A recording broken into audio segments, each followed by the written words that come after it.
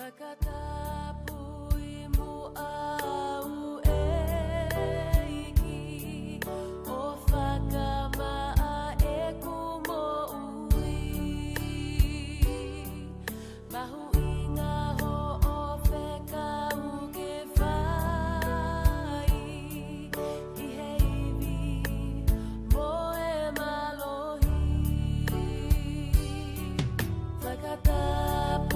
I mua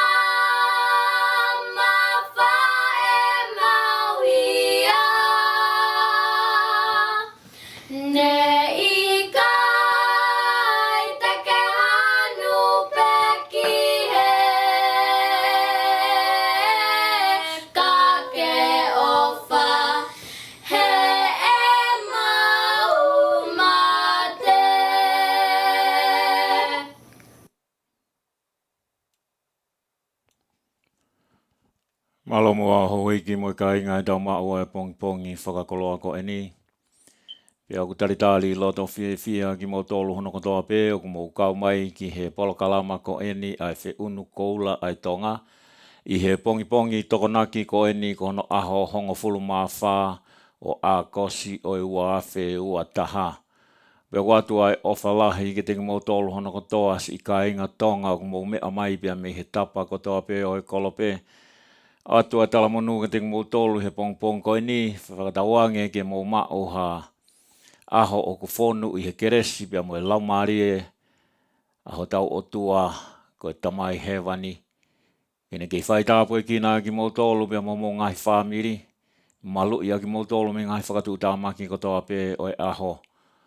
Ko iai o ku iai tari loto fia o ki mo tolu hono ko toa pe pia o ku iai whakawhetai mo whakamalo ki tamai hewani ko hia ko ne kei whakainasi ki tau tolu aki ai mea ofa o e mo ui. Pea u kei lawa ke tau whakamalo ia pe whakahonga i whiunga ai ofa ko ne whai ma e tau mo ui i he ngahi ahoni. Ko iai o ku tau oange ai whakapaapa pea mo e whakamalo mo e whakawhetai ki te ia ki he tau tamai hewani ko hia ko e tauhi ko ne whai. Ka pehea e whakapaapa pea mo e whakawhetai ko ne kei whakalako i fualelei ai hau ho tau whanua king tupo wono pea pehe ki tahine kuini na naspau pea mo e whare o tupo moha a mohe o fo. Whakawhetai o kei lau maari lelei pe ai ho eiko e whanua kau eiki minister o ne a fio pea pehe ki eiki paremia pea mo e kautaki ho tau ki pure anga. Whakatawange ke nau ke mauiwi pia ke whai tāpoi kina ki nau tolu. Whakahoko ho nau whatongia ma e whanua mo e kakai i he totonu pia mo e mo oni. Ko ia e loto fia pia mo e whakawhetai ko e kei laumari lelei e kau taki lotu pa pehe ki hawhai whekau.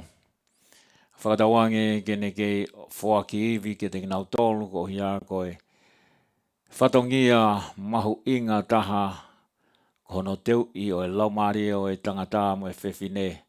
Laumari o e kainga. Ko hia koe aho o kune ui mai ai ke tau whalau atu ki he kauwai e taha. Ko tau mate teu koe au atu ai whakamalo ki he kau whaiwhekau mo e kau takilotu hono kotoa pe. O ko lawe i koe aho sāpate ni i Aotearoa pe ko Nusila pa pehe ki Australia pe mo Tonga.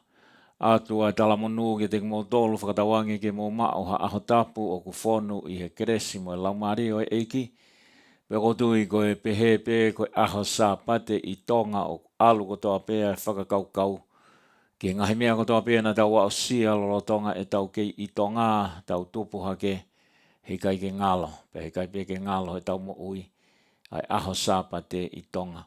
Ko iau atua e tala monu pe mo e whakatawange ke mo mao ha aho whonu i he kresi paka mo ka lava atu ki Saione whanongo ki ano tūtū i o wholafola mo ngā hiki wheng lau o ku whai i Saione whakatawange ke mo manatua atu ki Mautolu i ho mo ngahi hoa lotu.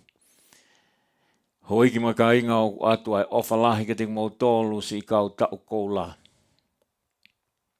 Si kau tole ke te kā malo mua e whakatotola a. Pe ko atu ai ofalahi ke ting mo tolu pia mo e whakamalo. Ko hia ko e mau kei tai marie i he aho ko e ni. Ko e tau anga pia mo e tau whohe na mo whai i he aho ko aluna. Ofalahi atu ki whafonga ko toa pe o e kau tau koula. Pia ofa atu ki ngai whamiri ko toa pe ko huki tonu ai ai whaingata pe ko e ui ma oni ai o tua. Pia neongo koe hala ko toa pe koe hala ko pau ke fou ko toa pe ai a ki tau tolu ko e ni koe hala ko papa.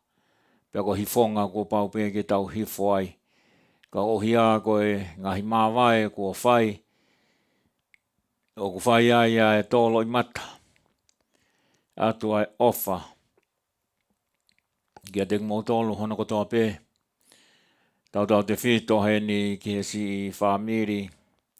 O tupo helu, la ve ina whakahoko si ono kawatuku pia mohono whakahekeheka ene wholau ane awhi. Atua iai ofa ki si whamiri ko ia o tupou helu mau ofa lahi atu. Tupou helu ke toka i he nonga mo e whia maria eiki. Rest in peace. We'll see you on the other side. Pia pehe whoki ki si whamiri o Samiu Tonga se kona. Nai whakahoko pia mohono kawatuku, mohono whakahekeheka a ene wholau ane awhi. O atua iai ofa ki a Maria Lutu. Ki Santiago pia pehe ki he si whanau paia. O mau ofa atu pia mo e whakatawange. I kei takawhi mau pia o tua, ne whoaki atua ene nonga. Pia kene kei whakaloto lahi ai pe ki te kumou tolu. Lolotonga e taimi whaingata ako eni o e mawai. Pia hange ko iana ako whakahoko atu. Neongo ko e hala kua papa. Pia ko hifonga ko pau ke tau hifo ai. Ka ko pau pe ke tau ongo i ai mawai. Pia neongo e tau nofo lata i he nofo ko eni. Ka ko pau pe ke tau ongo i ha taimi o ku mawahe atu ai ha taha. Ko e motu manoa. Ko e mawai o ku whaingata. Bene o tau ilo te tau toi whailoaki pe ki he kauwai e taha. Ka ko tau wongo whakaitangata. Kua pau pe ke tau wongo. Tari loto fia heni a Esther Taylor Maile. Whakamalo atu ke te koe Esther Taylor Maile. Ke kauma o mai pe i he tau polo kalama kotoa pe o kia e loto mawhana mo e loto fia i he taimi kotoa pe o ke vahe mai. Tala mai e Esther Taylor mai re whakawhita i ki he otua i he ne tauhi mai e tau mo ui vai tau au sia ai aho whakakoloa ko eni. Whakamalo atu Esther Taylor mai re pa wea ia e o whātu ki he hoa pa pehe ki he whanau malo e whai whatongia. Ape whoki ki hoa linti takapau tolo po me e o ku ne kau mai mo ki tau tolu i he ahoni. Ko linti une lolotonga i he whaitoka ko ia Mountain Bellevue. O ku nesi i a uato o teu si e mau whae. Asinate Vatikani po me. Pea koe aho toko nā ki o ku nau mei i ai mau pe. Pea mo lepa holani pa pehe ki a Seini Moturiki. Mo e kau whewhine toko lahi ko si more atu aho nau Hutsipaniti. O ku nau iai mau pe. O nau pōtala noa pea nau wahe ai ngahi au sia. Pea pehe ki he ngahi mo ui o ki nau tolu ko ia ko nau tōtau. O whātu heni ki a Seini, pia pehe ki a lepa holani, o whake mo mauha aho, ofa he ahoni. Ai tuku ke tuka toi pia whasiko eni, maa ki mau tolu o ku mau i whaitoka, teu i homo ngahi ofa anga. O ku whai fufu naki pe, ai ofa, ai otua.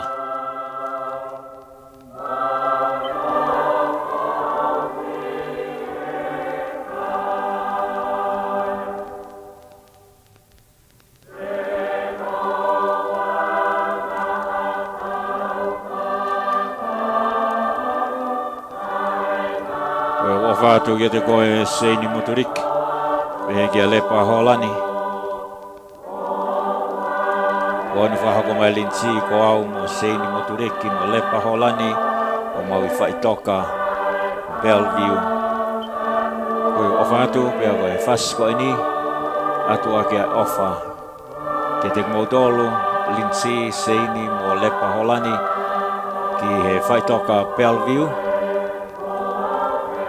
Whakahoko atu ai ofa, ki he sikainga o ku nau tato kai.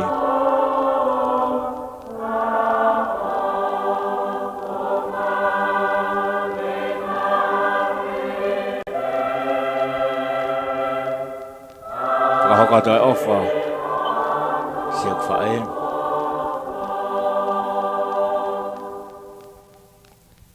Asnate watikani po me.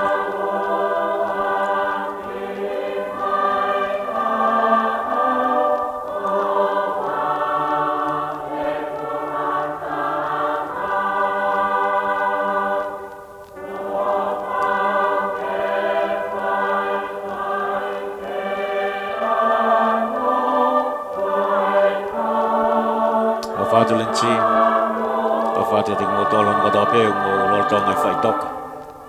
Whaisi anō teu ia e whōngā o e ngahi o whaanga. Ngā ko te waki o e sāpate a pompong.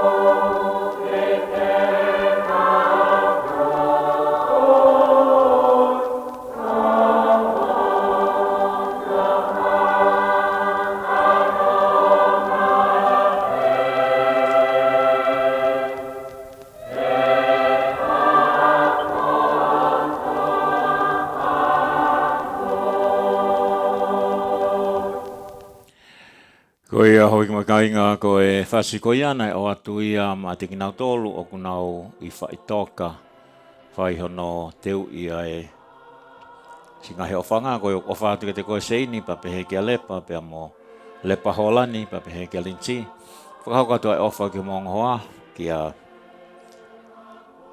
Daniela pa pehe si hoa o lepa holani whakahoko atu ofa ki kinaua. Ke na toka I whia maari e mamo e Grecia eki.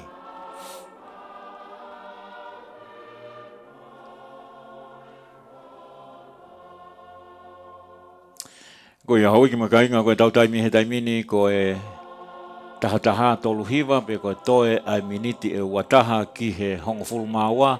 Ko e tau polo kalama ko ia ki he ahoni hoi ki makainga. Ko e ne hiri atu pe ko e ni o atu ha whangaki tuuaki pe te nau tolu, nau sponsor, pe nau whakapaanga e tau polo kalama ki he ahoni. Pe ko ne hiri pe ko ia e o atu e tau ngahi ongo ki he ahoni. Pe a moha ngahi ata, mahalku mo swanongo pe I he mofuike ko ia na e tō I Haiti. Ko e 5.9 e magnitude o e pe ko e malohi ko ia o e mofuike ko e ni. Pe te o atu pe hangahi ata pe ko haki vitio ke mo mea hanga tonu mai ki he mea ko ia mofuike na tō I Haiti. Pe o kia I pe mo e whakatokanga tsunami warning o mai ko hia ko e mofuike ko toa pe o ku hoko ai ai tsunami. Pe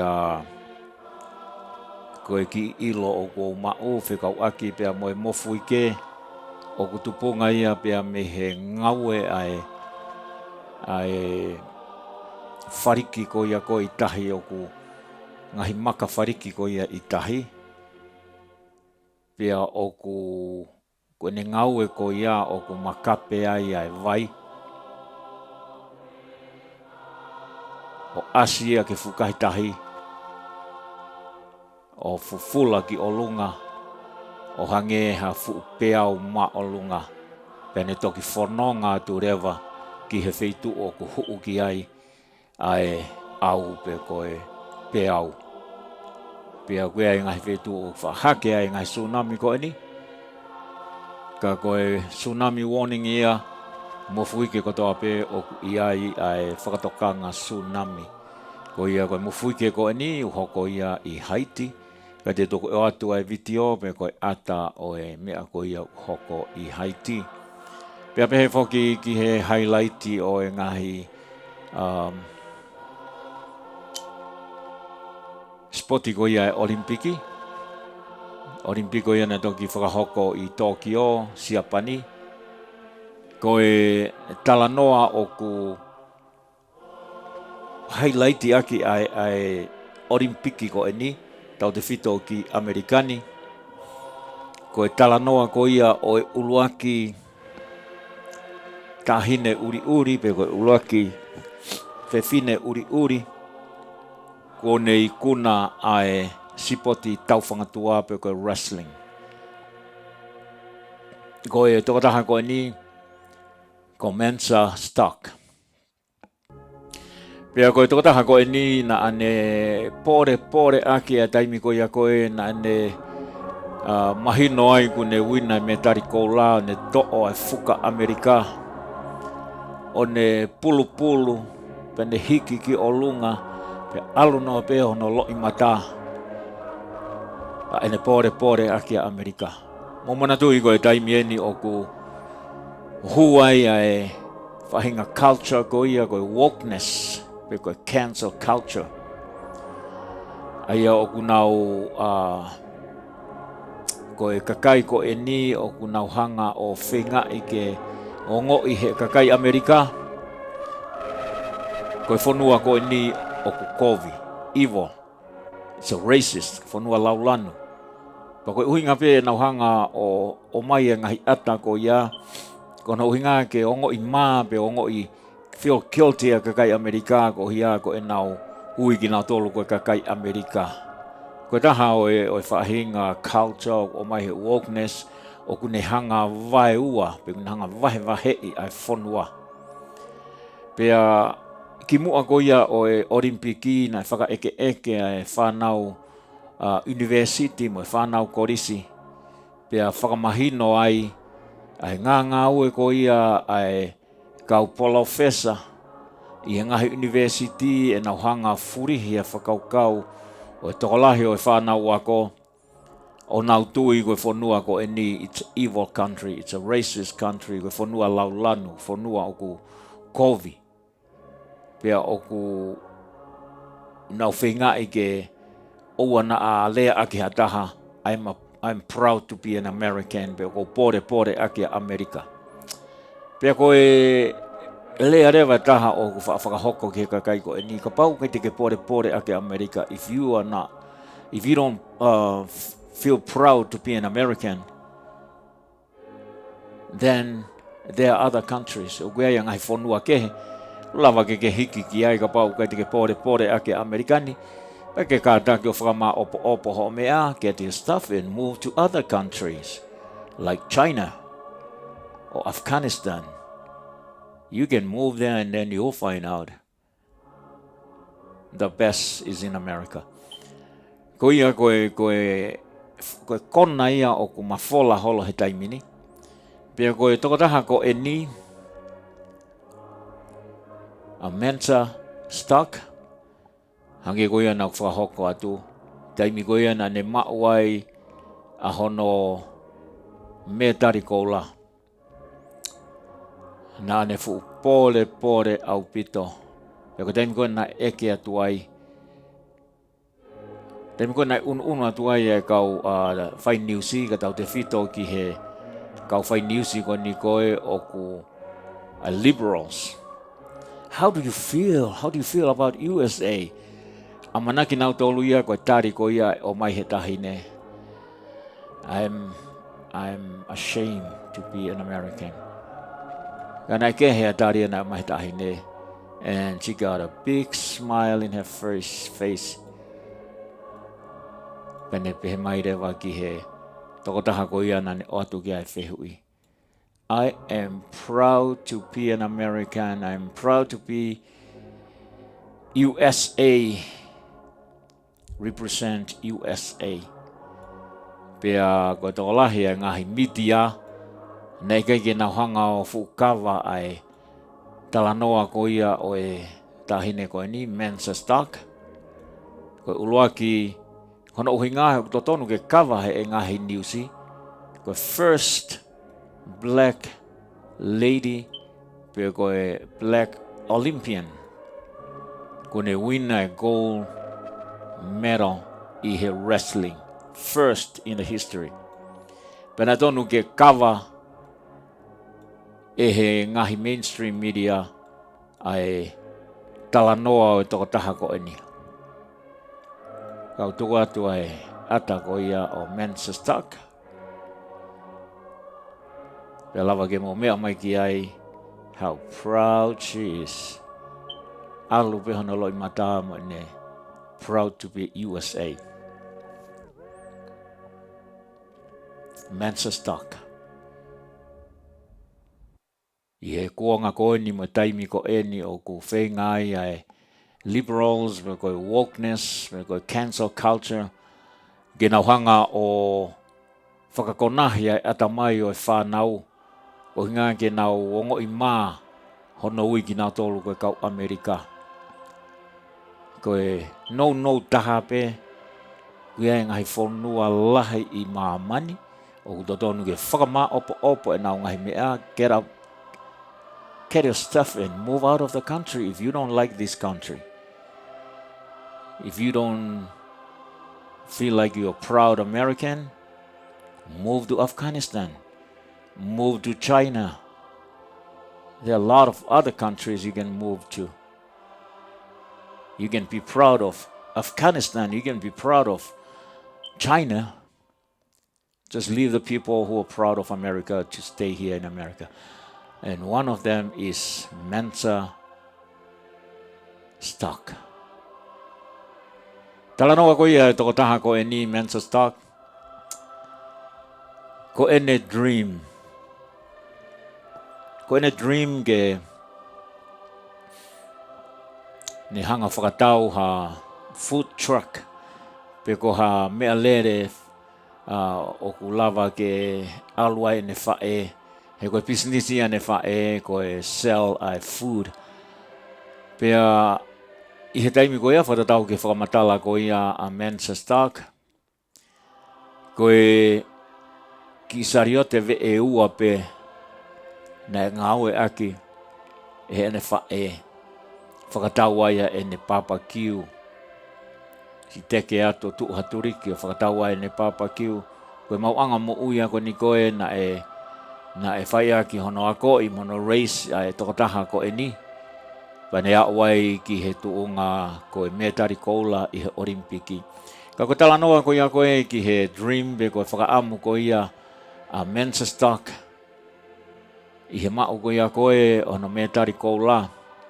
Nei mau ai ne paanga tolu mano ni mafe. Pe ko ne whakakaukau rewa na e pehe. Te uhanga whakamoreki a tolu mano. Te kumi ake a food truck e ku whae. I want her dream to come true. I he kua o koe ni o metari koula. Pea ne whakau ke tuku rewa ni mafe ke whai ake a ngahi whakamore toko ni peke e ne whae. A tau sio rewa ki he mea koe whakafoki ai ofa. Na ne sio mata pe i he teke he ne whae he aho kotoa. A sariote ve e ua ko e ni. O alo whakatau a ene ki i Papa Kiu. Maua e se niti ko ia. Whai aki hono raced. Pe ko hono tauhi o ene ki i tama ko e ni Mensa Stark. O alo hake o maua e whainga maari e ke ne whakafofonga i a Amerikani i he Olimpiki. Pe hene au koe ke Olimpiki na ne ikuna i a metari koula pe ko historia. Uluaki whewhine uri e ni ko ne hanga wina me tari koula he Olimpiki. Peko teimi ko ia na e whaka eke ai, how do you feel about USA, representing USA? Pea tangi pe mo ene. Whakataha pe ne tangi mo ene smile Ana talange, I am proud to represent ko fia pe ko pore ke hanga whakafofongai ai USA. Kai he koe hoko atu e tala noa ho ik mo kainga. Nai whakatoka ngai eni e he tangata koe ouna ia o e largest pe koe kautaha lahi taha ia I mamani o kunau ngahi ai food truck. Ngahi mea lere koni koe whakatau atu ai a mea kai. Koe kautaha lahi taha eni I mamani o kunau ngahi ai food truck I Amerikani. Ka kehe na e whakatoka ngai e he ouna ko ia o e kautaha ko eni.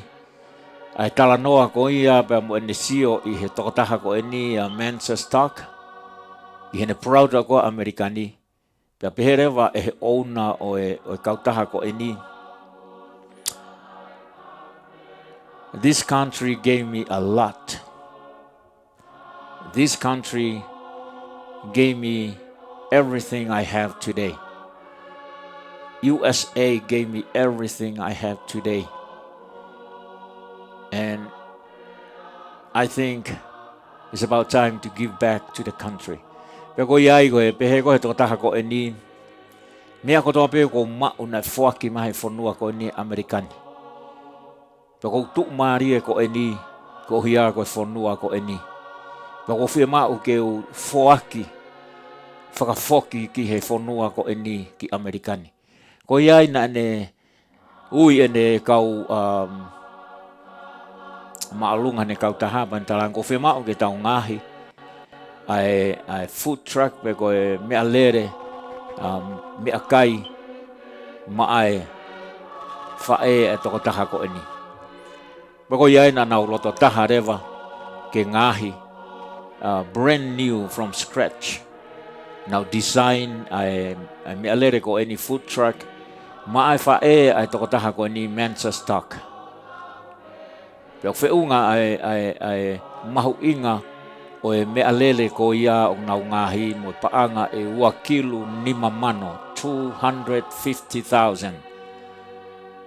Pea talange rewa e o nā ko whi mau ki tau ngahi, and then give it to Mensa Stock's mum free. O tikei ke o mai ha ongo whekau aki pia mo e break a news ko ni ki a Mensa Stock. O go tui tene toi more proud a ke USA.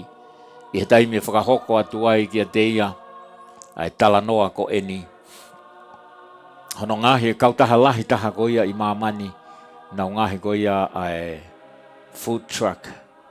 Ngahi ai mea lere food truck I hene whae paanga e ua kilu nima mano. Free. E taha ia tala noa whakafo ofa o tau whanongo ki ai I he ahoni.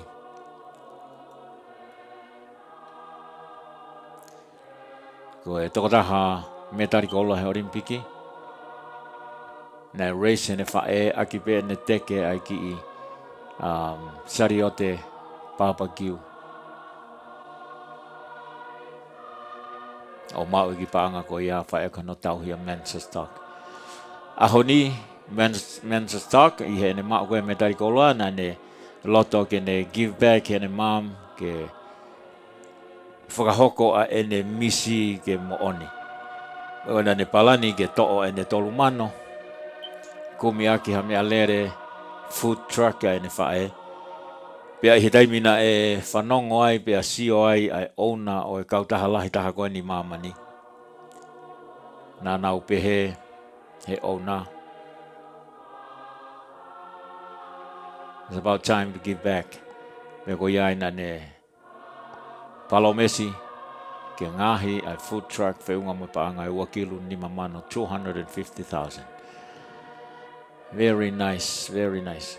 Ka ke hoi ki makainga ko e tau talanoa ula ki talanoa ia ki he ahoni a very positive, very touching story. Mensa Stock, the first black lady to win gold medal in the Olympic. Koia hoi mai kainga te uhanga o atu he ahone ngahi highlighti bea me he Olimpiki. Pea pe he pe ki he tau ngahi ongongo. Ka ki mua ia te uhanga o atu ai ngahi ata. Pea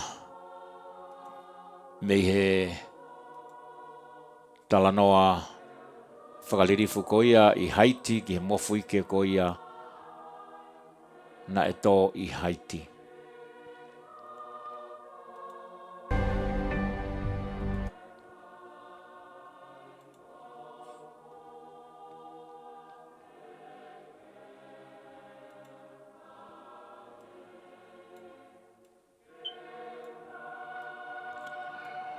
Ia noa ke tuhake ai ata ko eni oe.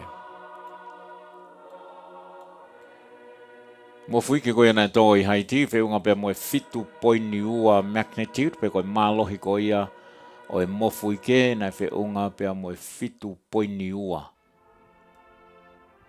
Pia koe breaking news ia na e toki au taki mai koe mo fuike koe ni na e tō ia he taimi walu, whakafofua ke walu, ane pō. O tikei ke o mai ha ngahi whakaikiki ki he mate.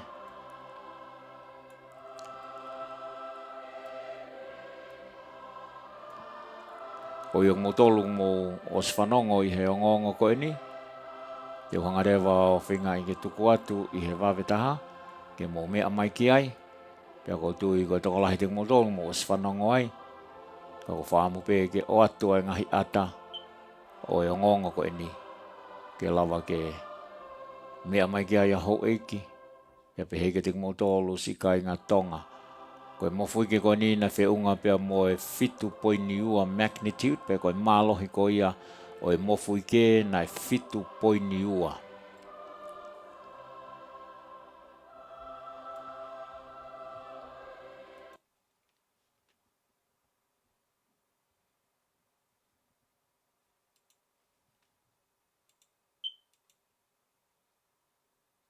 Haiti, prompting a red alert from the U.S. Geological Survey for what it expects will be many casualties.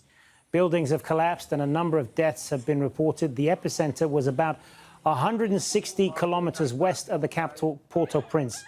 The disaster-plagued nation is still recovering from the earthquake in 2010 that killed more than 200,000 people. Let's cross live to Heidi Jo Castro in Washington, D.C. So, Heidi, tell us what more we know about this at the moment. Well, Hassan, we know that this quake struck at about 8:30 local time in the morning in Haiti. That was about 2.5 hours ago, and the country's new prime minister, Ariel Henry, has confirmed that there are deaths, though the official numbers may still take a while to come in due to the communication breakdown that's part of the destruction here. The U.S. Geological Survey has issued a red alert for the likelihood of high fatalities, saying that the high casualties are probable and that the damage is widespread.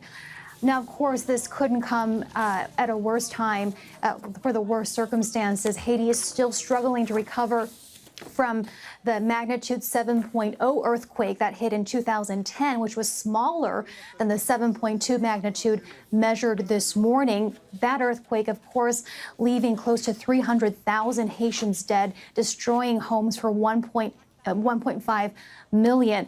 Now we're seeing images from social media of crumbled buildings, of hospitals that have been devastated, others overwhelmed with a number of people streaming in with injuries. And of course, Haiti is still going through its political crisis after the assassination of its president just 5 weeks ago. Indeed, all of this coming at a time when the country is already reeling from all of the problems that you just outlined there, Heidi Jo Castro. We'll check in with you again, hopefully when we get more information. For the moment, Heidi Jo Castro live for us there in Washington, D.C. Well, John Bellini is a geophysicist at the U.S. Geological Survey's National Earthquake Information Center. He joins us now from Golden in Colorado. Thanks very much for being with us. Now, I know your team has been monitoring this quake. Tell us what you know about it at this point. Well, what we know is that we have a magnitude 7.2 for this earthquake, and it is located west of Port-au-Prince, farther west actually than the January 2010 earthquake, which was a little bit smaller at a magnitude 7.0. So that is definitely a positive thing with this, but because of the size and population density, there will probably be widespread damage. And what sort of damage? I know information is sketchy at the moment, and this may be a little speculative, but give us a sense of the kind of damage that an earthquake like this on this magnitude could do in a country like Haiti, where the infrastructure is already not particularly strong. And as we said at the top there, the country is still recovering from that devastating earthquake of 2010. Based on what we saw with the 2010 earthquake, we would not be surprised to see lots of buildings collapsed and others having quite a bit of significant damage. And how long would it take for to fully assess the kind of damage that would be done after a quake like this? Well, we don't do damage assessments directly, but because of the location and the nature of the situation there, damage assessments, something that's going to take some time. Good to speak with you, John Bellini. Thanks very much for being with us. Why do the same glasses cost so much less on glassesusa.com than at the store? The thing.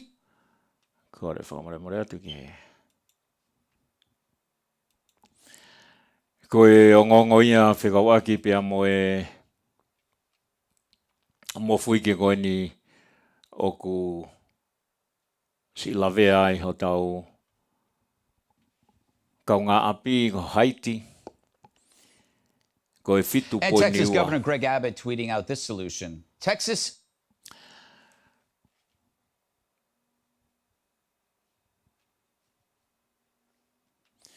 Koia koe whakawhafua ki he malohi o e mofuike koe ni koe fitu poi niua magnitude. Na iai whoki ai mofuike na e tō i he wafe hongafulu koe fitu poi ni noa pe ia na e lahi ai ngahi mau ai. Pe alawa pe ki tau whakafuafua mofuike koe ia kui ai ngahi whare ai na e ngaue. Pe a ko tui koe mofuike koe ni kui ne toki hanga o tuku hifo ai ngahi whale lahi na ngaue i he mofuike ko ia o i wafe hongafulu. Pea oku fuafua ki he ngongo koe ni na toki whakahoko mai. Oku iai ai ngahi mo ui kua more. Kau tikei ke mahino koe ha toko lahi o ngahi mo ui ko ia kua more. I he mofuike koe ni i Haiti. Hange ko ia na e whakahoko mai. Koe hoa peni e ua. Moe konga ai hoko e mofuike koe ni i Haiti. Oku kei fuu wawe ke whaihano whakama opo ai lahi o mate pia moe pehe whoki ki he lahi o mau ko ia i Haiti. Hoa pia ni ua moe konga ai mofuike koe ni ene hoko. Pia kui ai kore ke manatu atu si kakai koe ni o Haiti i he whaingataa koe ni ulolotonga tō ai, ka tau te whito ki singai whamiri o nau safa, more a whamiri, more a koloa, pia more a ofaanga. Mana tui atu hio mō ngahi lotu, ko tui ka hoko mai ke te ki tau tōlu, ko e ongo tatau te tau a usia e tau whakaamu ke lotua mai he kakai, pe ko e kore e nau ngahi lotu mai ki tau tōlu. Ko ia ku whakaamu pe ke tau fuaki hake ha lotu maha kore ki tau tamai he wani. Kene si a whio hifo ki he whaingataa o kulotonga hoko i Haiti. Ngahi mea ko toa pe whoki o ku hoko o ku misteria ki he tau whakakaukau. Kai ki tau lawa i ki tau tōlu o maku pusi ai mea a whio i he otua. Pea neongoa e tau ngahi whakauhinga kehe.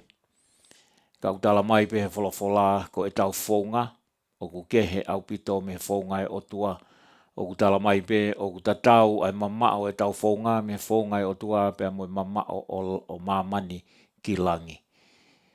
Pea iai hene pehe o ku tau whakaamu ko tau pe ke ua te tau hanga o whakauhinga e hangahi mea o ku hoko tau te whito hange koe ngahi mo fuike ko eni o tua pe taha kune awhio koe o tua pe taha kune hanga o whakangofua ke hoko pea neongo ai i kai ke mahino ke ki tau tolu ai si ngahi mo ui o ku mōre mo ngahi whamiri o whaingata ia o ko tau tui pe koe me ako toa pe e toki hanga he o tua toho ai pui pui o eternity kai lava ke tau mahino i pe ki ilika mai ha ki konga sii o me ako ia o ku hoko kai ke hoi ki mo kainga o ku tau lotua pe tau manatua e si kainga ko eni o Haiti koe a hoko ko ia a taha hoi ki mo kainga e hoko mai ai Pome Sisters e taimini ko tau taimi ko os ai miniti e ono hosa minite fitu pe a mei he hongofulu ma taha hongofulu maua osa minite fitu me hongofulu maua ho taha i California ni pe a i he hoko ko ia ai taha e hoko mai ne vai Pome Sisters pa mo polokalama ko ia ai Youth Hour pe i he ahoni o kuna whaka eke ai ai taha o e kau news reporters i he taha o e kau whaianga ngahi whaianga news i loa i Amerikani ko NBC me he TV NBC o ki ai toko taha news reporter me ai e mau whainga maari e ai Pome Sisters ke nau whaka eke atu ai taha o e kau news reporters ko ia pia me he NBC ko ia i koe i hiri pia taha e hoko mai ai Pome Sisters o taritari ai mahalo koe hawhe ai taha tolu noa e lava ke nau whetu utaki ai pia mo toko taha koe ni ke whaihano whaka eke. Ko ia koe Pome Sisters foki koe kautoke tae ni e ua fulu maa fitu ko nau whaka eke pia ko atua ia whaka maa lo heni ki a Dr. Afapalu ko ia o kune hanga o Connect ai kautoke tā ko eni o kauai ai minista mo ui ko ia a Tonga a meria fuhamango ko e tōtaha ko ni na swaka eke ia e he Pome Sisters pia pehe foki ki he atenseniare ko ia a Tonga o kai ki mana tui hinga ka hanga te ko linta mahalo atenseniare ia a Tonga pe ko e loya lahia ai pure anga na oswaka eke atu e he Pome Sisters pia pehe ki he taha o e kau palofesa o Harvard University ko university foko e ni ko university lahi ai Amerikani pia ko whenga e taha ko toa pe ke na wau ki he university ko e ni pia ko taha o e kau palofesa ina e oswaka eke e he Pome Sisters pia o ku iai ai whakatua merie mahalo na a iai ha whainga maari e o e whanau ko e ni makatuunga i he Fietokoni ai palofesa ko e ni ki he o ka pau o kunau fie hu ki Harvard University. Kai kehe ko e ki whanau ko e ni ko e hape ai mea o whinangalo ai eiki ke nau hoko ki ai. Ka lolotonga ko e ni kunau lolotonga whaifatongia i he youth ko ia ai ki siasi o e kainga lotu o Katorika Upland o kau ki ai ki whanau ko e ni. Pea unau kau i he kau hiva ko ia ai kainga lotu Upland ko ulaki hoko e ni ha mea pehe ke hu mai e whanau o kau he kau hiva neongo e teke ke nau fupoto i he rea whakatonga ka hunau fia au pito ke nau wako ke nau poto i he hiva he nota whakatonga pea nau to e hiva i he lea whakatonga pea hoko ia ko whakaloto lahi ke teki mau tolu ai mātu a i he ngā ue o kumau whai no whainga ke puke ai kainga lotu ko e ni ka taimi o hu mai ai whanau ko e ni now full of energy now ivi pe now veke pe o hoko ia ko whakaloto lahi pa kune hanga ia whakaloto lahi i ki mau tolu ke mau toe tokanga ange pe mau toe kaka ivi ange pe whake ho mau osi nga i he taimi ko ia ngā whakahoko ai ngā ue ko e ni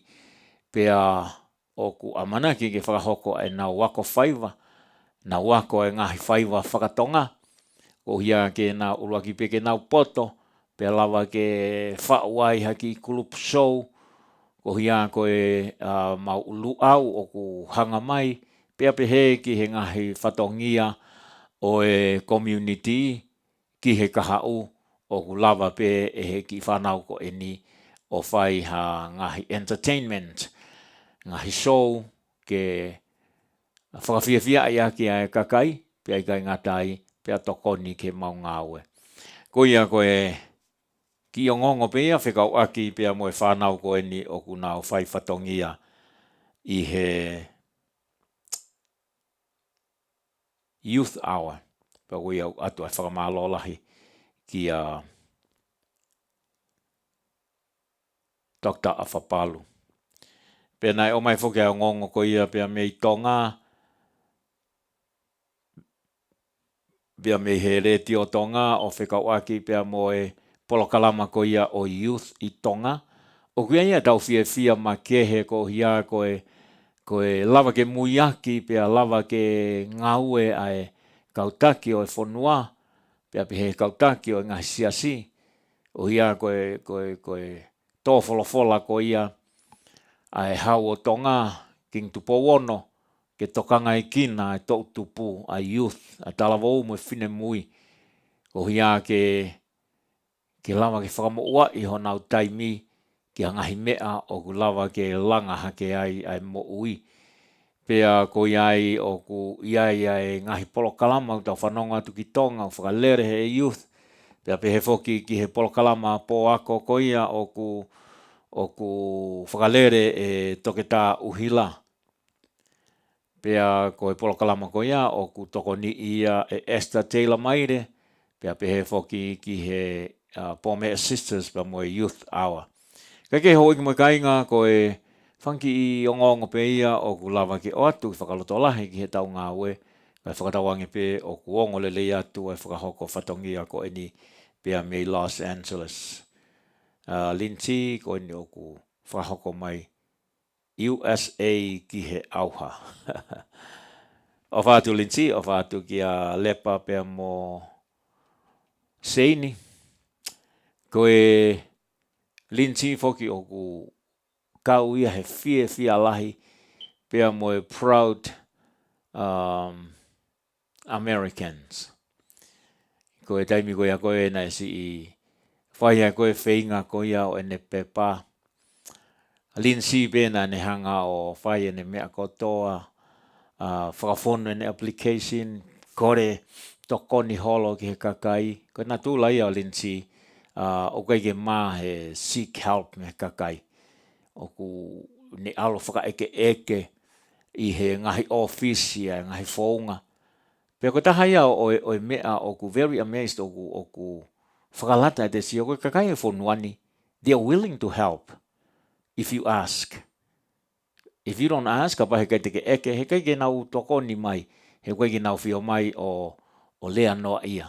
Ka koe teimi ko ia koe o te eke ai mo te seek help, ko te whio mao tokoni, o ku whakaofa o pito, e taimi ko ia o ku lawa ke tau ilo ai whia tokoni ai kakai o whonuani. Even pe i he pisinisi, ko te whakaike eke koni koe he kakai pisinisi, ngai whare i whakapisinisi, they are willing to help her. Ta whaaki ko ia. Kai kehe koe, taimi ko ia koe nai whaere a koe Linti, o whai koe whakafone an application, seeking ngai help me he kakai, pe whakafone ne mea pe ari, whakataha mo ne lotu mo ne au kai. E hoi ki mo ka inga nā ngari santungua e tala noa o ko whai. Kai taimi nihi ko talanga Linti, hanga te au kai te hanga au ia a immigration ni o ku whai koe nautari pe ke riang heo mea, ka nautari mai. Hena e pehene anga e mea. Ka pai ria te Linti he weekendi. E hui ka hau peu nau reply mai. Nautari mai, ka pau na ia ngahi mea na e teke ke kakato. Te nautala mai koe ngahi mea na e whemau ke o mai koe APC. Pa kone tau mai pe koe anga Linti o, ai ngahi mea koe ape a ri atu. Koe wike peho noho kou nau reply mai koe nunga osma. pea koe mea o whea mau he taimini koe ha ha. O pehe pea hoko atu ko ia o e si whainga ko ia ai pepa alinsi nau tari mai. E na e kaike me wike ko toa pe ko taimi ko toa pe o ku lia tu ai linsi ai me o no whea mau nau reply mai the very next week. I hanga mahe ni taimi ko ia koe na ku wahe ai ki he taha o whanga freni tau te whito ki he kaupālangi. Tamai na tolu, we never heard anything like that. Ko hinga o tamai te mele tamataha o ke haku friend tau ene hongo fulu ai whinga i ene pepa o ku talamai ke kei tatari pe. Ka koe pepa kone alinsi na ne si ria tupe tari mai huki hana hoko. Ria tupe tari mai huki hana hoko. Ko tui pe mahalo ko ene lotu mo ene aukai na e kau i hana tokoni i vave. Pea i he taimi ko ia koe na e mau mai ai e tohi.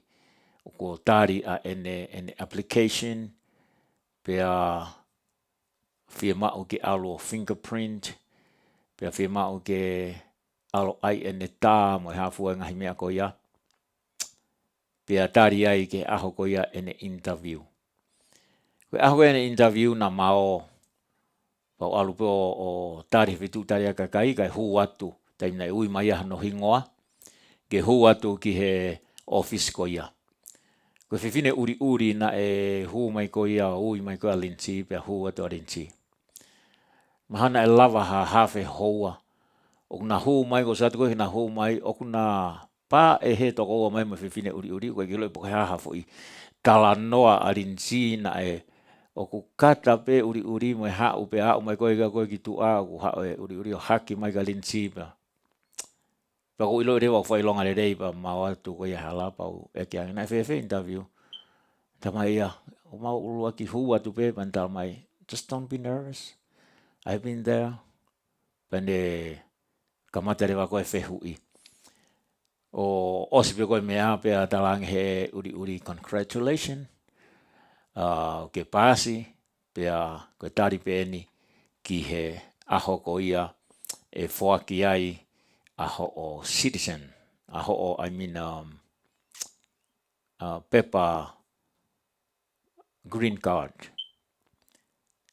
Pe osi pe tau e nima me iai, koe mea whakao foen hoek me kainga, koe ahoni osi ai tau koe nima. O pe mai linsi, ake wakai ange pe ku expire pe ku osi afe tau e nima ko hinga ka apply ku citizen. Ko foi aho pe ia ko fe ma ke apply ai. Pe apply en citizen lotong ko ia ko itonga. Pe atanga linsi fe ma ke he ka mai pa he ka mai ia. O fai ko interview en citizen.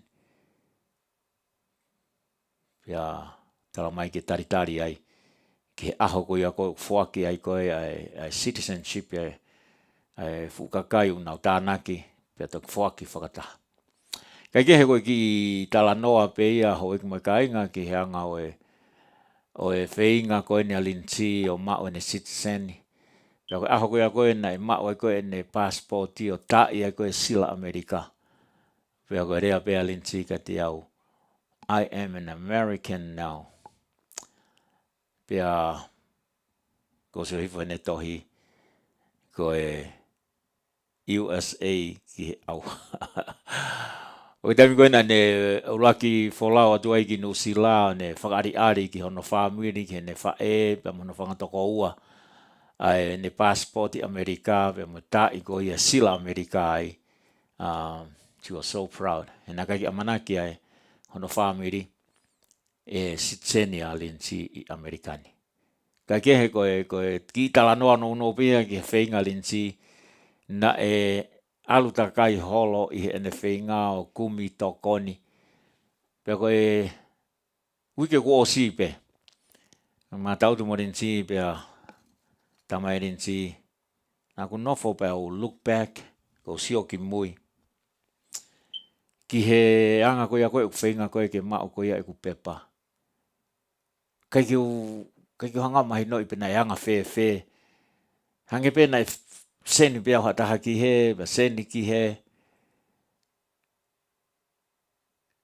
E wako ne rea kona tamai, ka pau koe mea ke ai tai mine, ai kai ki lope te ulawa o whai. Ai mea koe au, ko whiona whakakau i pena, yanga whe, how did I do it? Ki alu ke ngai whei tu umo e ngahi mea kātoa ko iaga ko tui. Na ne lava pe i he lotu, mo i au kai, mo i tui mālohi. E lava. Ako iai. I hene pehe, tu mua ke oatua e ki whasi ko eni, ma a Lindsay.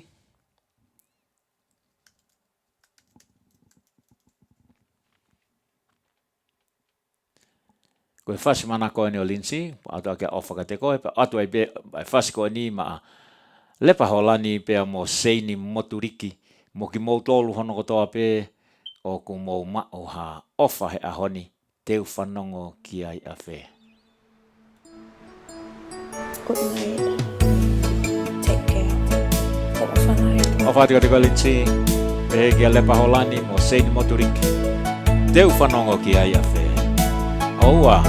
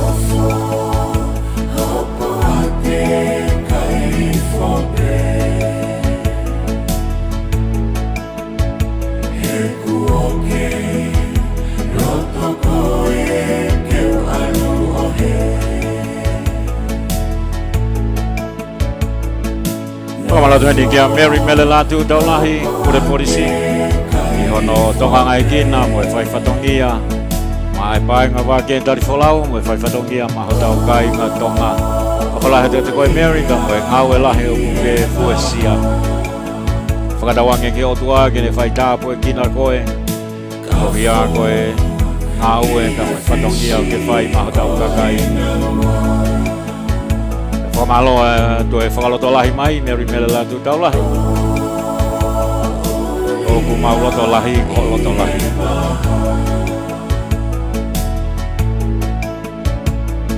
Lau aho mahina moi tau, si e te tong anga pe ka teu alu. Koe whare aisi mahalo koe lahi e ku lotu.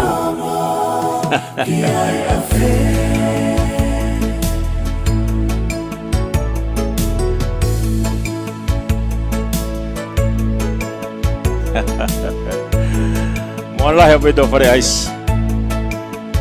Koe ku lotu na ku loto ke mao e pepa Lindsay. Na whai kai whoki ia ki nusila ka u whakaofa.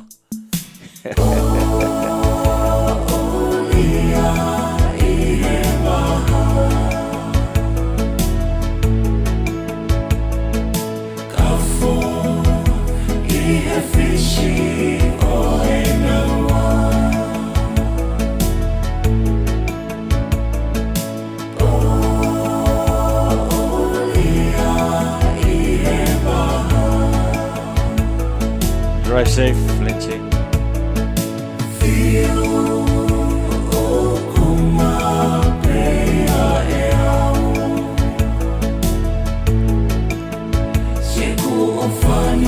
I o teu whanongo ki ai a whē. Mahalo pe anai pe koa pong pong, pe koe uke kahau, pe koe mahina katu. Tau te whito ka te kinau tolu, nau si staka I whisi. I he COVID tahi wā. Si e te tō anga pe ka teu alu.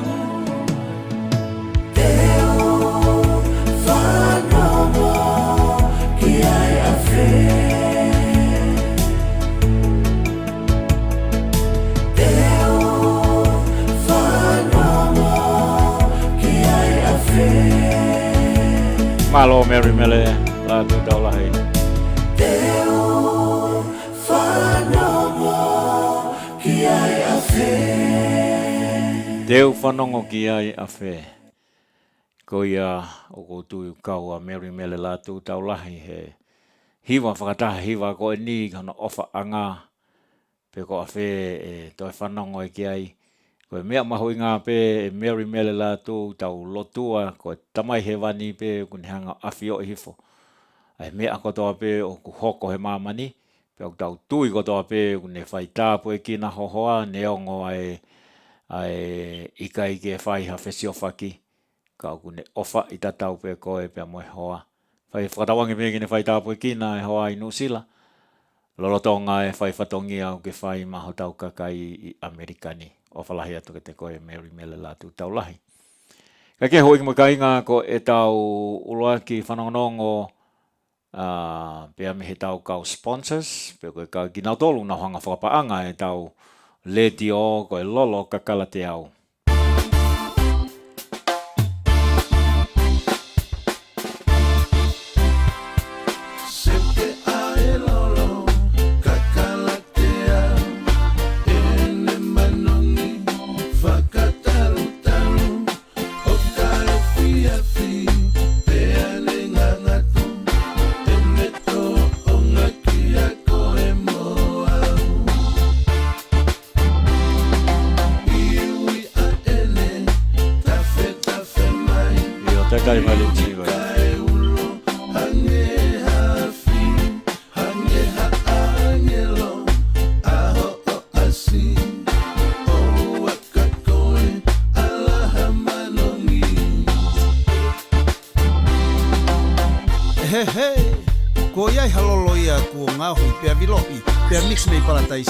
Ke whakatauri a ngahi whakaamu whakasino mo ata mai.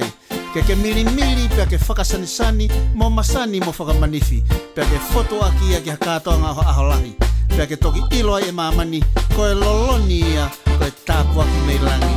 O ua, he he!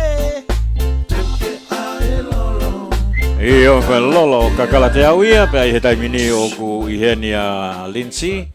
Kene o atu ha ngai whanongonongo whikawaki pia moe lolo kakala te au, Lindsay. Io, se misi? Io.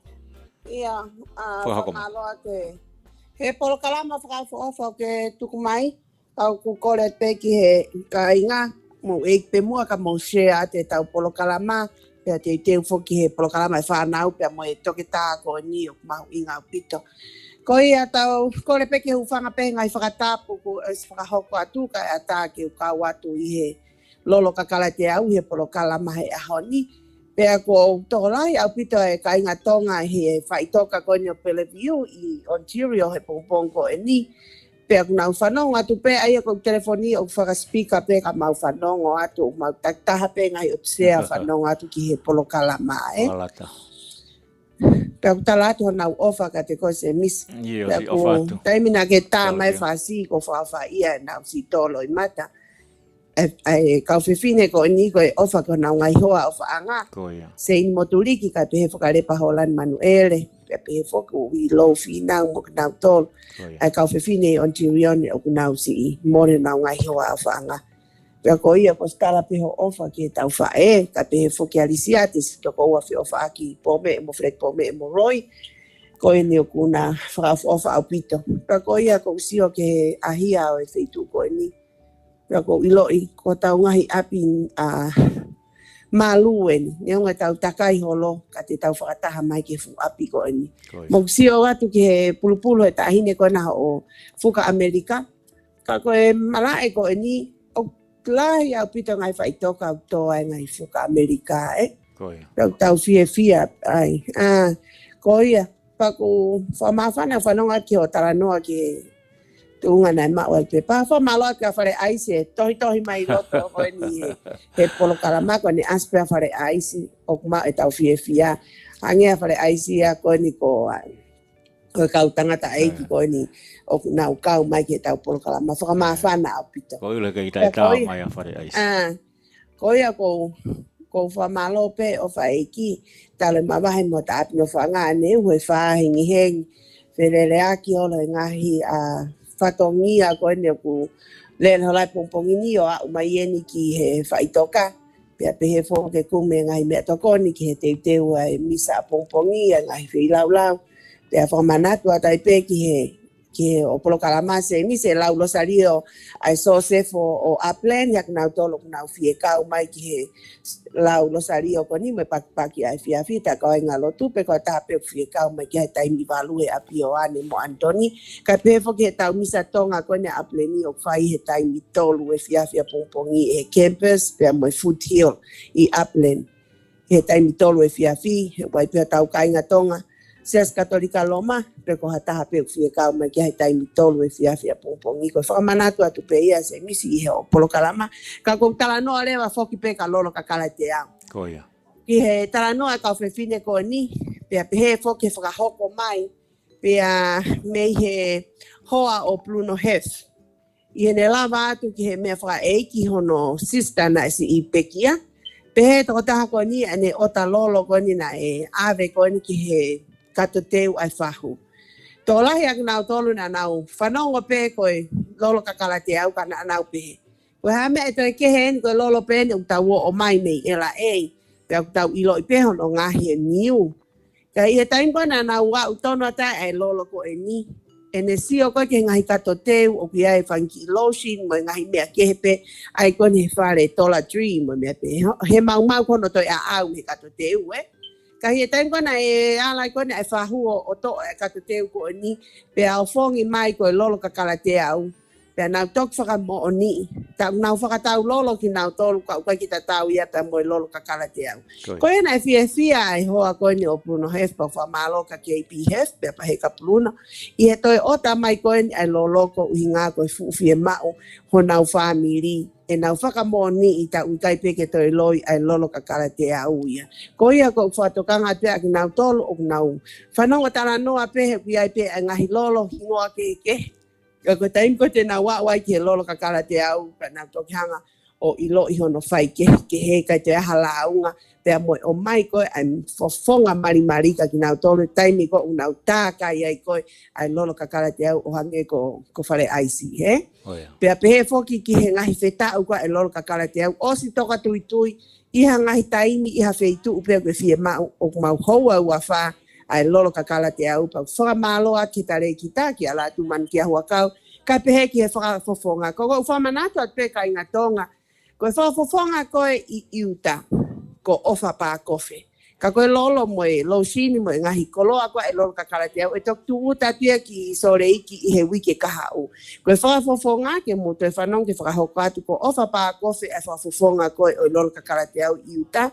Pe ko Hawaii I Honolulu ko toi umufotu. Ko toi umufotu pe ko he Bay Area ko esta te ila maile esta te ila masima maile hoa hiki fo maile. Pea ko Portland lewa o ke ai ngoho ai whaiwhekau ko arere mea fōu ka pehe whakarinta mālua. Ko e kau whafofonga ia ko ai lolo, he? Pea ko au ia ko e kau ku iai e ngahi lolo he ia ki nau tolo kau whafofonga. Kau ku whaalahi pe e nau hanga talate o whiga telefoni ke uhanga pe au o meiri atu peho mo lolo pe ko whee peha wheitu o kumo iai. Pea kumana ko au pita lipstick I hou ai whaavalu kone ai lolo kakala te au ka pehe ki ngai mea wali kemo. Pea moe ngahi scarfi se misi o kui kai peke toi loi hono osi hono. Tau whetu koe matasi o ataka pehe ki ngai scarfi ko ai lolo kakala te au. Koe haa peha whaingalanu o kunau fie mau o kulava o atu wataha ia moe nau lolo. Ko ia pe hange kon koe tuutat kon ai lolo na ati ka naom stareki. Sa te ki ki nuusila. Pehe toko taha ko ni taimu na tauan koe lolo ko he weekend se misi. Ko ne ai fo ke almo ke free marketi. Kana e osi pe lolo he fiaf pe ko ia ilo kakai ko kuawan ko apno fo anga. Hono mana ko a ko e na whanongo ko he hono talanoa e lolo I nuusila. Pea ko e nau kore ke toko taha ko ni ke whainga mai mua pe lava o oange ki he wheitu. Osi nuusila pe ia ki he ki a Natasa takapau tolo. Ka ko uhinga foki ko feitu e ni e taha tanei tini o si au kai lolo ka pehe ki Wellington toni. Ka ko e feitu ko ne ai to e kaunanga ko ni ko tu uta ki ai osi pehe na apno whaanga. Pa ko ne te whakahoko mai e toi o mai e sirini ke toi o ange.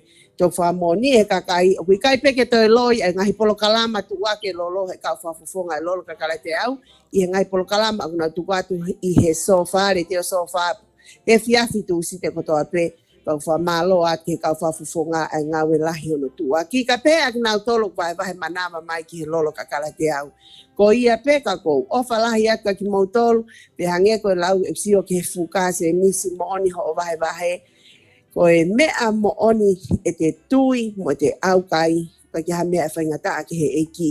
I he taimi kona te lele mai tala mai ore ki te nofo heni ke ta uataha ha te ki ireka pea ha citizen hoto hoa pea iai e te paanga ia te au he whahinga tui ko o ko whai ki ha mea whaingata ki he otua e taimi o te lea hake ai ki a te ia tala haki hoto loto pea mo one pe lea e wholofola ho tuki mai te to e matapa pe ko kore te fuaki pe na pehe ai me ana tu ho mafu he ka ki te hata ai to koni ka te au ko o tua ha ana me o langi mo maman ko ni pe ka ki ha me ai e fainga ta aki ai ka ko pawa mo oni e te au kai mo te tuko e te mo uike o tua ko mo oni au pito pe o ma wa e fainga maria no foi fonua ko ni pe ko loto ke ngawe lele ake na alo fuakava ke hoko kita ko citizen e fonua ko ni ke te whakaau ngai ai ofa ko ni he ko te dream come true pa te nofo ngā we e fonua ko ni pa te whae unganga lelei ki he family ki he siasi mo i community pe ko hapea ngai whatongia pe ko wheitu o te alu ai ke te mana tu ina te palomesi ke te hoko kita ko e toko taha fonua e fonua ko ni pa te hao ngawe au ngā ke a ngai tāpua ke o ko mai he tamai he wani kai pehe ke fonua ko ni ahuna te fuakawai. Ko ia pea se mispa ko o whaat ka te koe mo whanau, ka ko mawan mo chain o ko mafoki ati api. Malo. O whaat ki toko taha ko toa pe i he painga. Malo pito Lindsay, pea o whaatu ka te koe, o whaatu ka junior, drive safe. Thank you. Ko ia hoik mo kainga o ko o Lindsay takapau tolo po me eia. Na ne whakahoko atu ai ngahi o ngongo whikau aki pia mo e lolo kakala te au. Pia oku kei alu ai pia tala noa o e lolo. Tō lahi ai whaahinga te keiki nau wau ki ai ka koe momeniti pe koe nau wau ki ai. Ko e nau rea pe oku i kai pia ke toi loi. Ai lolo kakala te au ia. Oke whoke ai whaahinga ia o nau hanga o tukuhifo pe he. O, te ke lapa pe koe alu ki ela ei o whakatau ai ho o lolo pe. O ata pe, ia tau ata ina taha kotoa, nau o mai ki ela ei o whakatau aha nau lolo. Ka ku kehe pe. Koe toko lahe whahinga nau os whakatau he ngahi lolo i ela ei. Ka ko teimi koko nau wau ai ki he lolo ka kala te au. Koe nau rea pe a nau tolu.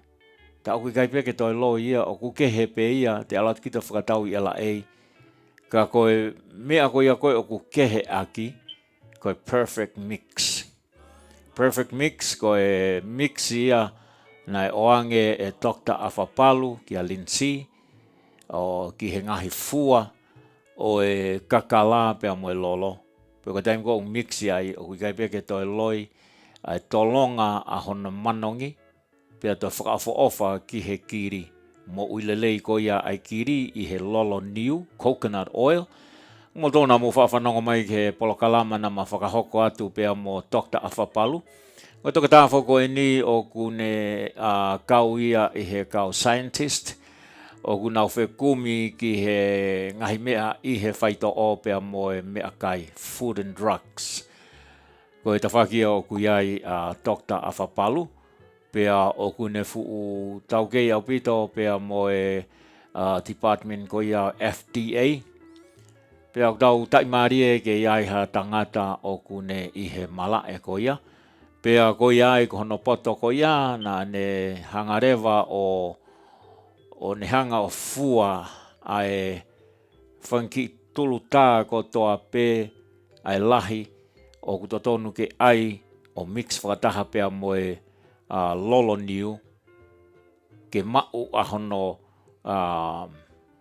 hahono whakalea aroma pe ko hono manongi pesete te au ke mau pe ai pa ke iai pe pea mo e whakaafo ofa o e lolo niu coconut oil ai o ku lelei koe ki ho tau sino 100% ke peseti te au pe.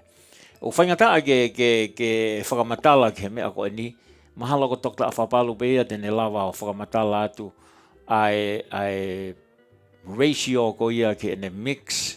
Pe he taimi ko ia koe na ne hangai ko osi koe da bane pe he, this is the perfect mix, pan hanga rewa oange ki a linsi. Molo na mo kau mai he ngahi polo kalama ulua ki kamata mai ko ia, na ia whanki i longo a holo pe a nai hu mai rewa tokta a whapalu.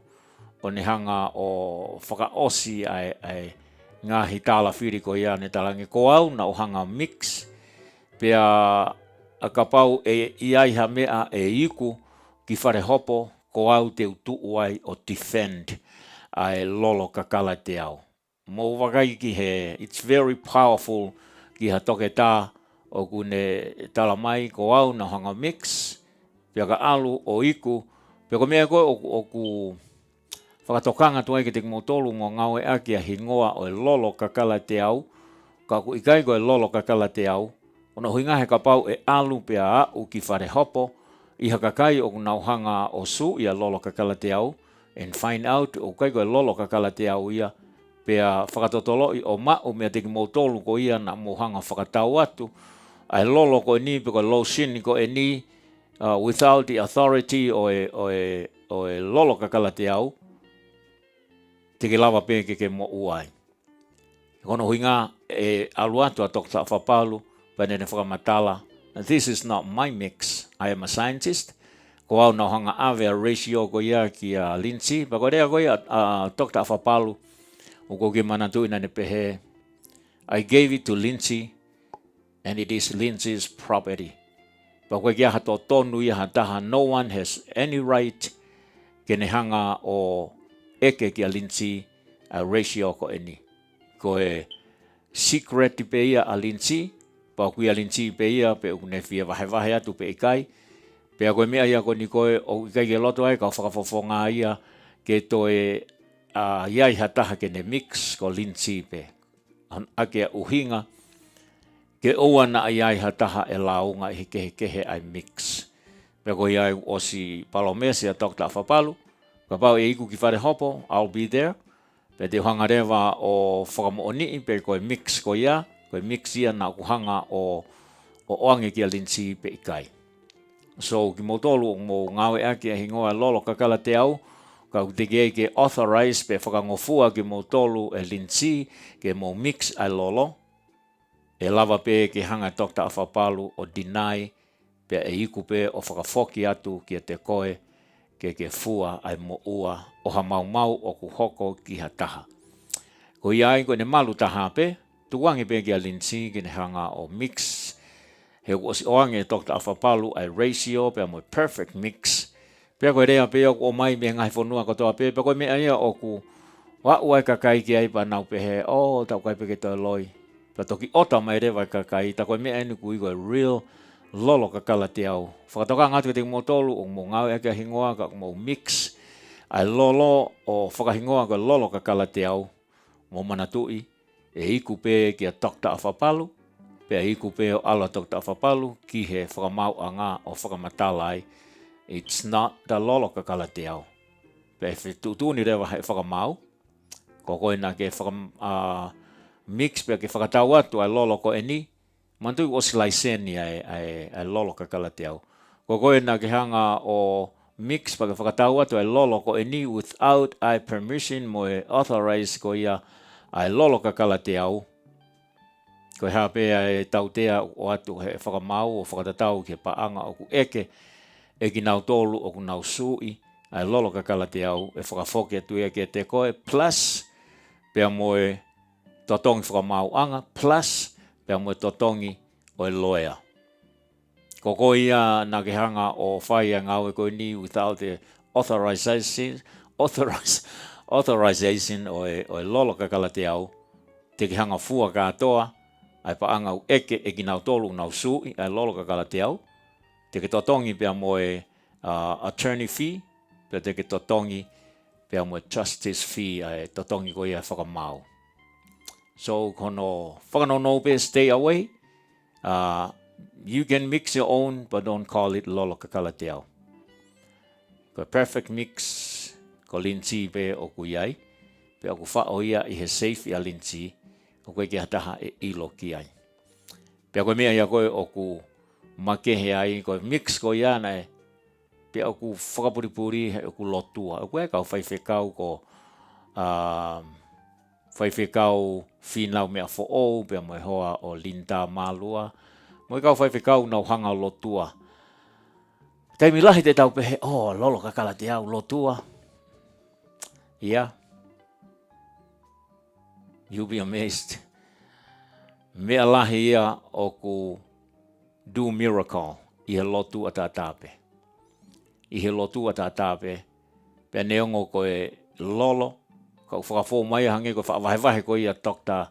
Whaiwhekau mea fo'ou pia mo Dr. Pakieri, ki he aromatherapy. O ku whakafo mai ai whakamo ui ai e ki I he ngahi psychological therapy pe koe hono heal ai mau o koko ki ata mai. Aki pe ai fo I manongi pe o e lolo. Pe koe kakala. It's amazed. E taimi koe koe o tau lotu ai ki he eiki. Pe o whaunga kehe e ne tari mai o tau lotu. I he mea peia o kune whinangalo ke whakahoko mai ai. Whinangalo tua whakahoko mai I he lolo kakala te au. O hange koe o taranoa kea Dr. Pakieri. Ki he aromatherapy. O kua ngahi healing o ku whai ki he ata mai. I he taimi koe o ku nāmu I ai e he tokotaha ko e ni ai manongi o lolo ko ni ulava peke ni hanga sooth. Peko ni hanga whakanonga pe whakawhia marie I ai ata mai ke relax. Whamalon Dr. Pakieri o ku monu I ai lolo kakala te au o ki ai o toke tae o Dr. Pakieri mo Dr. Afapalu. How can we go wrong? He taimi o ku tuu mai ai o toke tā, mei he tafa aki, pa tuu mai mo e kau whaiwhekau. It's very powerful. Mo e kau whakafofonga, o ku nau fuu ulunganga whakaapa-apa, kakai lotu, pea o ku nau whai a hono. Tuu aki atu e lolo ko e ni, in the heart, o ofa.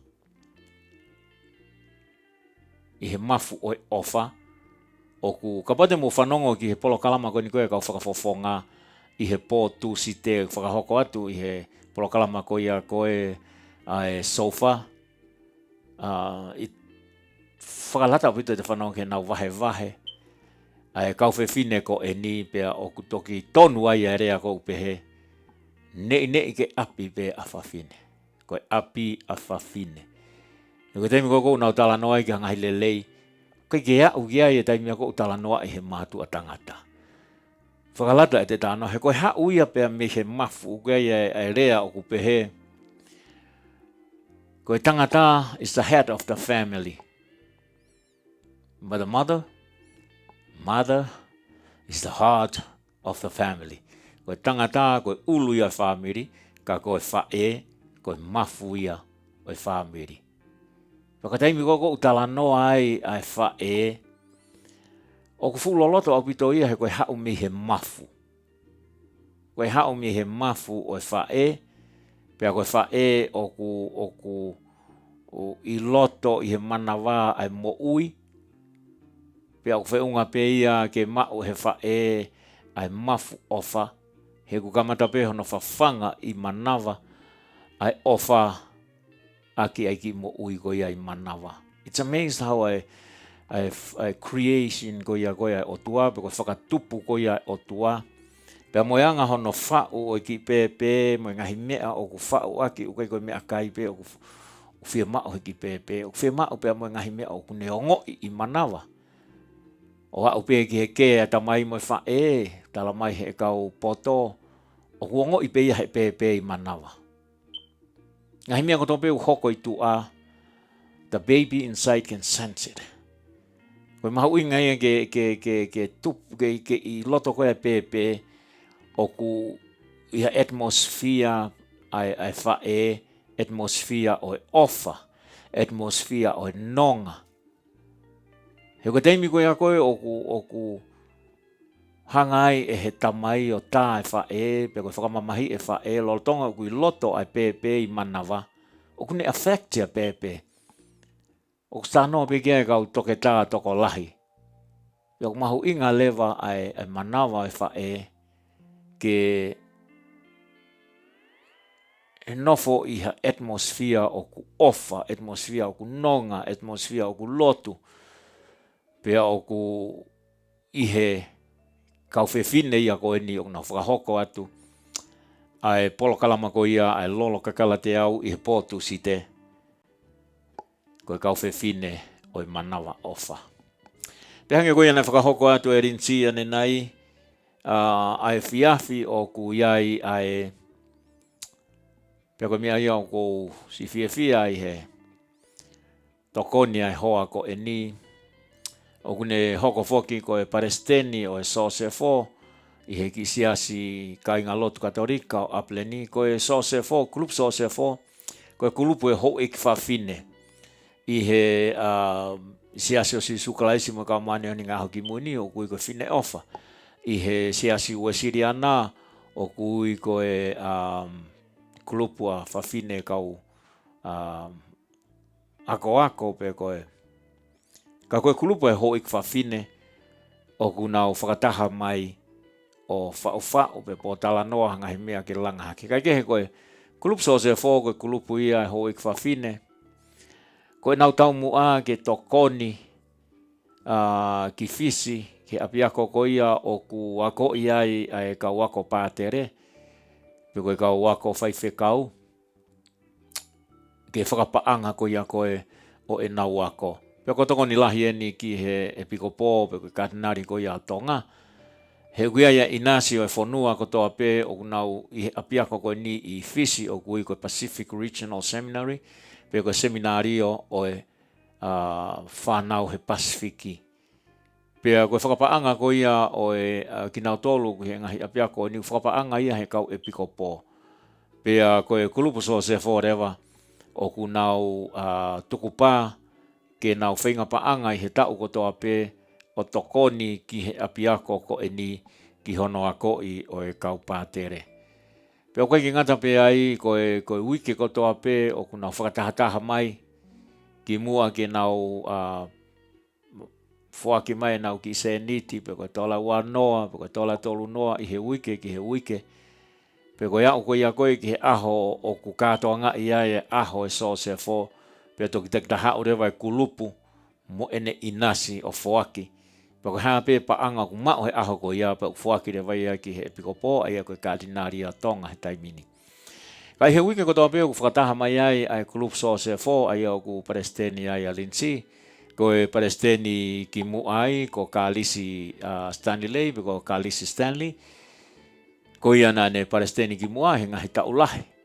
He tau ni o ku ne moi mai ki alinsi ke whai ngā ue he tauni i ha tau e tolu pia whiri rewa hataha ke ne humai o hoko atu ko anga ia koe o e ngā ue ka i he tauni o ku taki alinsi he kulupu so se fo pia i he tokonaki ko toa pē ki mua e tokonaki ko ia koe o ku whai ai mau misa ai ko tokona ko ni mau misa rewa pongpong i pe ko lotu whakataha mai si kai ngā lotu tonga ko ia koe o San Bernardino pe ko Upland. Ka ko tokona ki ko ni una whakataha mai o lau Losalio pe ko whai e nau lotu. Pe ko to o rewa ai wholofola ko ia koe e lau a pongi i he misa o nau vahe pe ko paki. Ai ia koe ia e tokotaha ko vahe i ne lau ai wholofola ko ia ki a pongi. Pe aku wha me to o me kosperi. Koe misa ko ia o e siasi o mau iai o ku wholofola e wha. Ula ke wholofola u to o ia pea me he fuakawa motu a. Pea hoko rewa ke au gui ko sāme tari wholofola. O ku to o rewa ai sāme o whakatatau ki he wholofola o e aho ko ia. Pea koe wholofola rewa hono tolu, o ku to'o ia pea me he fuakawa fo'ou, ka mi wha to'o pea me he ipiseri a Paula, pe koe ngahi tohi ko ia a Paula, pe koe tohi kai Korinto, pe koe tohi ke kai Loma, pe koe tohi kai Efeso, pe koe tohi ke kai Karetia. Tuku kehe pe ai taimi o e toi tuu pe koe Easter season, o ku me to'o ia i he fuakawa fo'ou me he tohi ngā ue a kau apostolo, pe koe Acts of the Apostles. Pea koe konga tohi rewa hono wha o ku to'o ia me he Gosperi. Ai ko Gosperi a Matthew, pe ko Gosperi a Maake, pe ko Gosperi a Sione, pe koe Gosperi a Luke. Koe mei koe taimi koe ni o whanonga tuai, koe Gosperi a Sione o ku to'o me iai ai lesoni o ahoni. Ka koe aho pongpongi o ku whakamanatu makehe ia o ku ia koe Solemnity Day pe koe aho whakamanatu o e whae ai eiki o ku whakamanatu ai ahono hiki hake o e whae ai eiki ki he wani. Pea o kuei rewa ai tokolahi te nau whakaukau Bena hiki fe a Maria ki he wani. O kia ai kore whamare more na tupe ke wahe mea ko e ni kau whaamu pe o ku lawa ke i hawhahinga uksi mahino atu kia ia ngahi mea hoko i ho mausiasi. O kia ai litanie o kui koe litanie o Maria. Mo tolu mo fie o ata pe ke o atu mea ko nike mo lau. Ko litanie o Maria ko ngahi lelei kotoa pe o ku fuaki ke whae ai eiki. Pea koe ritanie ko e ni o kia ia fo ritanie ai o ku pehe koe a ake o e whakapapau. Ko Maria koe a ake o e whakapapau. Koe a ake na e whaoholo ai maka koia koe whekau e hongo fulu pe koe maka o e kovinani te. O kui koe kovinani te. Na whao ia he a ake o e whakapapau.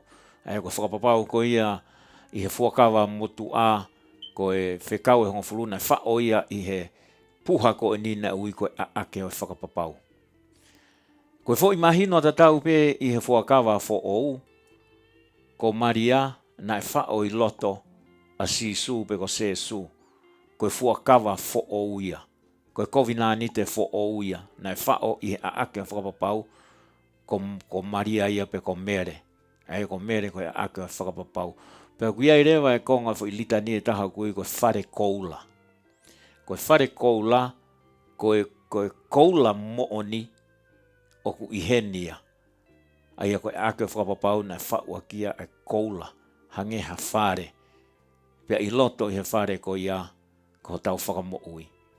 Ko Sisu kalaisi pe ko Sesu Kristo.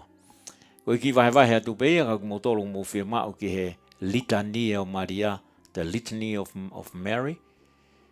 O ku ulua ki kore whakamore at peka te mo tolu mo whaamauhala whekau aki pia mo e pehe ko seas katorikau nau lotu ka Maria o ku more ke mamao. Mo whakamore o to'o e mahino ko ia me te mo tolu ukai ke mau lotu kia Maria. O ku mau kore kia Maria kene lotua atu ki mau tolu.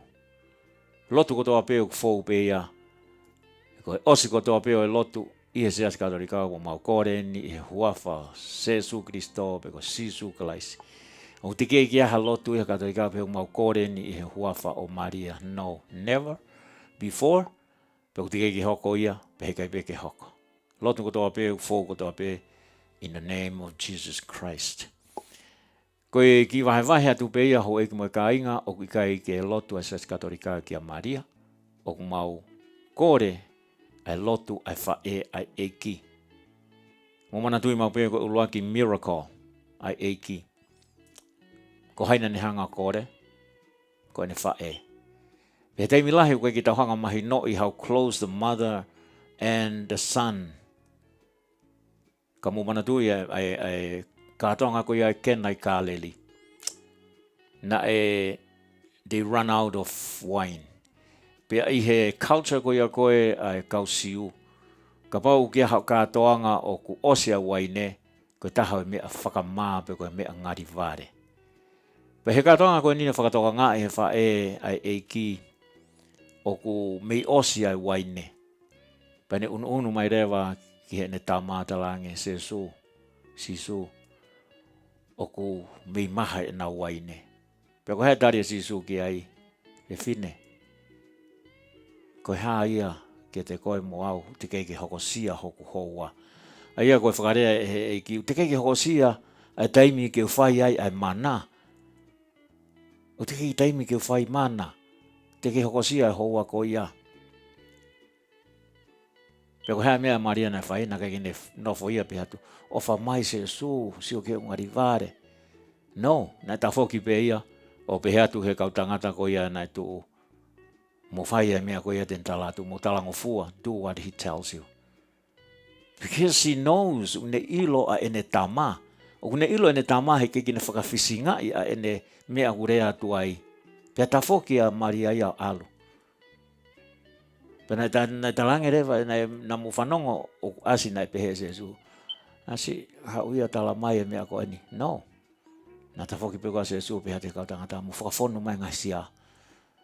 Whakawhonu vai. Ko ulaki mana ia ai eiki. Ko ne talango fua ki he ne whae.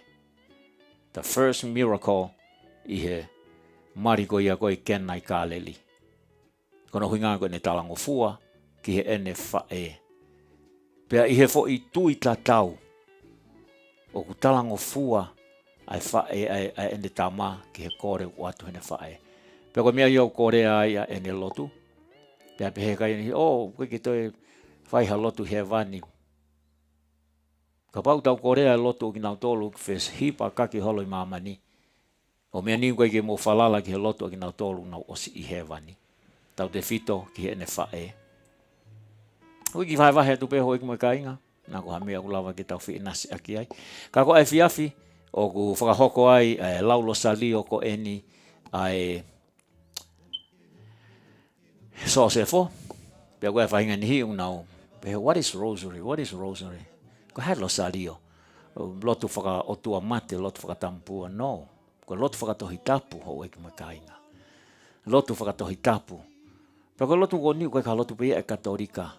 I he kamata anga mai na koe lotu ia koe nai whai na nau lau e same. O nau lau i he whainga whaunga koe ni o mai fo i same pa nau lau pa nau whaka lau loto ai. Tau mai fo i same, nau lau pa nau whaka lau loto ai. It's exactly the same thing o whai he losario. I he losario o kuiai ai ngahi misteri. Uai misteri whakawhiawhia, misteri whakamamahi, misteri whakakoloria. I misteri whakamamahi uka matape na whakamau ia eiki e pailato. Hoko mai ai hono kau mai ai. Hoko mai ai hono aipare tala. Hoko mai ai hono fua e kolosi pa. Hoko mai ai hono tutuki he kolosi. Ngahi mea katoa koe ni uku i he tohi tapu. Pea ko taimi koe a koe o ku tala noa koe uluaki misteri o whakamamahi. Koe whakamau i o sisu pe ko sesu e pailato. Pea ko tala mai rewa ki tau whakalaulau loto. Tau whakalaulau loto ki hana whakamau i hala o eiki. Pea ko taimi koe ulau ai koe ni koe Stofa Maria hongo fulu. O hange pe ia haki i hive hiva. Ka nofo ho o whakakau i he whakamau i hala ko ia o pailato a sisu. Mea tatau pia koe na whai whakawa mutua, lau e fo i same ka tau whakalaulau loto ki ai. Hoko mai ke fo i same.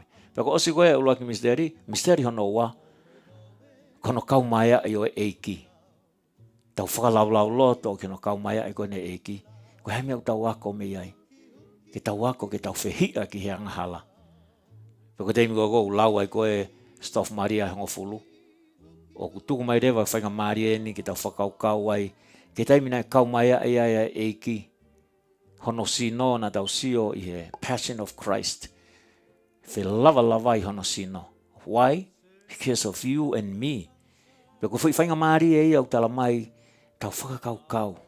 Ke taimi koe na kau mai ai hono sino. Ko hemena ne lava i o kātaki i. Ngo ngā pe koe ne ofa i a koe mo au. Whainga maria i a. Pea koe lotu i a ka maria. Koe lotu whakatohi tapu.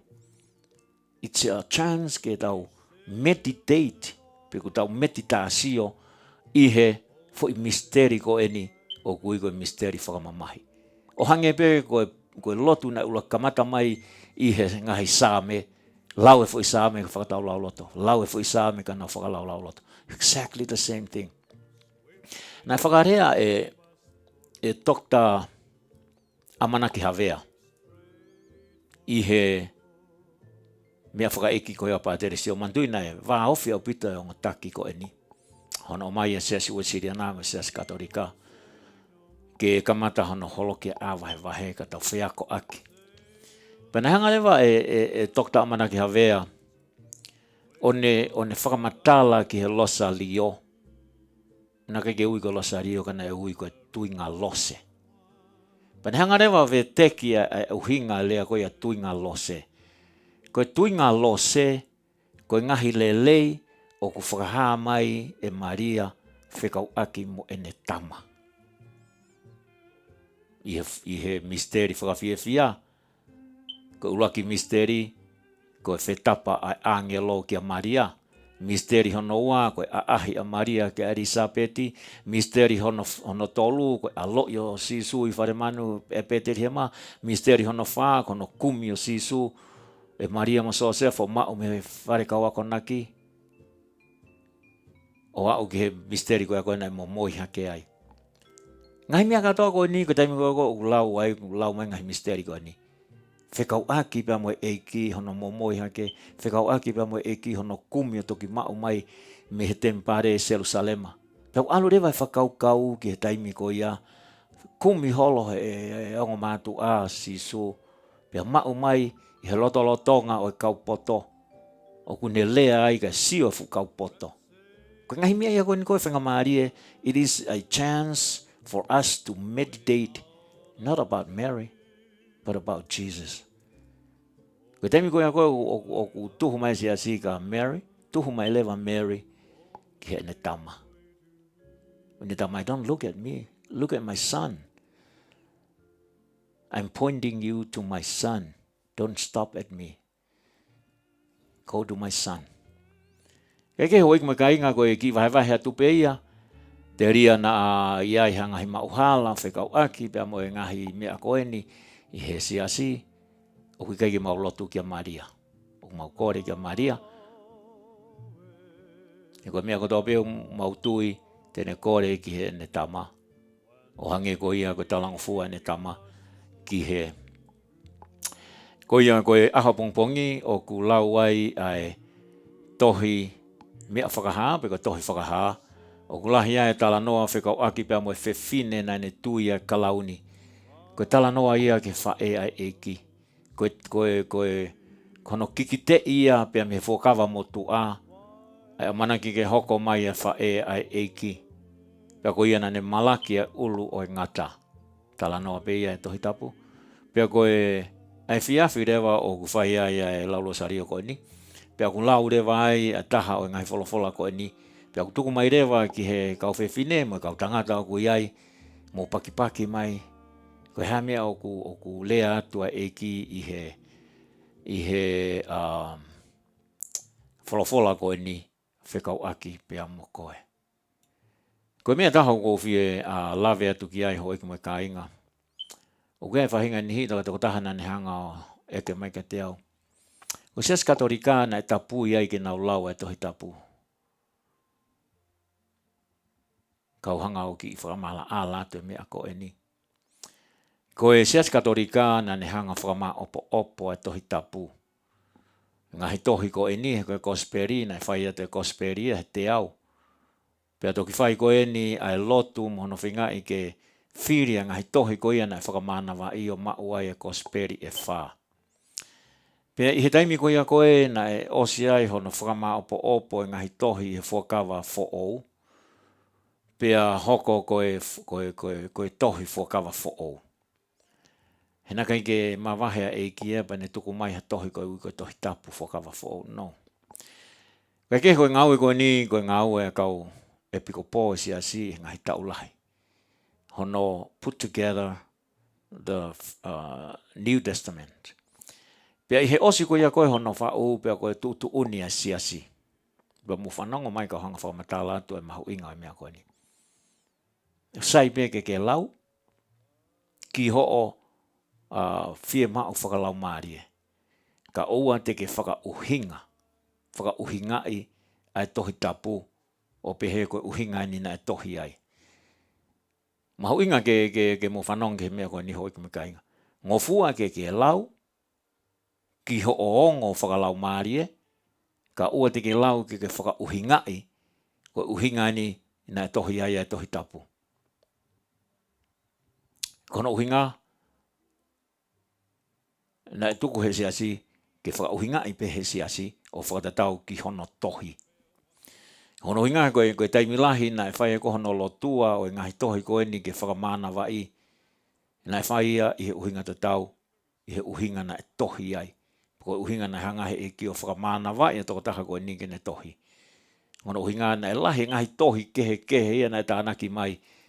Paka ke ilo ko whea tohi ko ia na whakamana wai. Na whai ia ngahi tau lahi. Na toki osi mai ke tau tolungi au tupu. Pea ko ia i hene pehe na e whekaurewa siasi sai ke mō lau ke heo mō tupu whakalau maari. Ka ua te mō lau o whakauhingai. O hange pe koe konis tū tone. Koe whatongia ia o kau Supreme Court, kau Supreme Church. Ke nauhanga o whakauhingai a konis tū tone as it was written. O igai i he uhinga ai whakauhingai e he whakamau o whakatatau ki he ene tui a ana. Exactly the same thing na tapu iai e he siasi a hono whakauhingai o tohi tapu.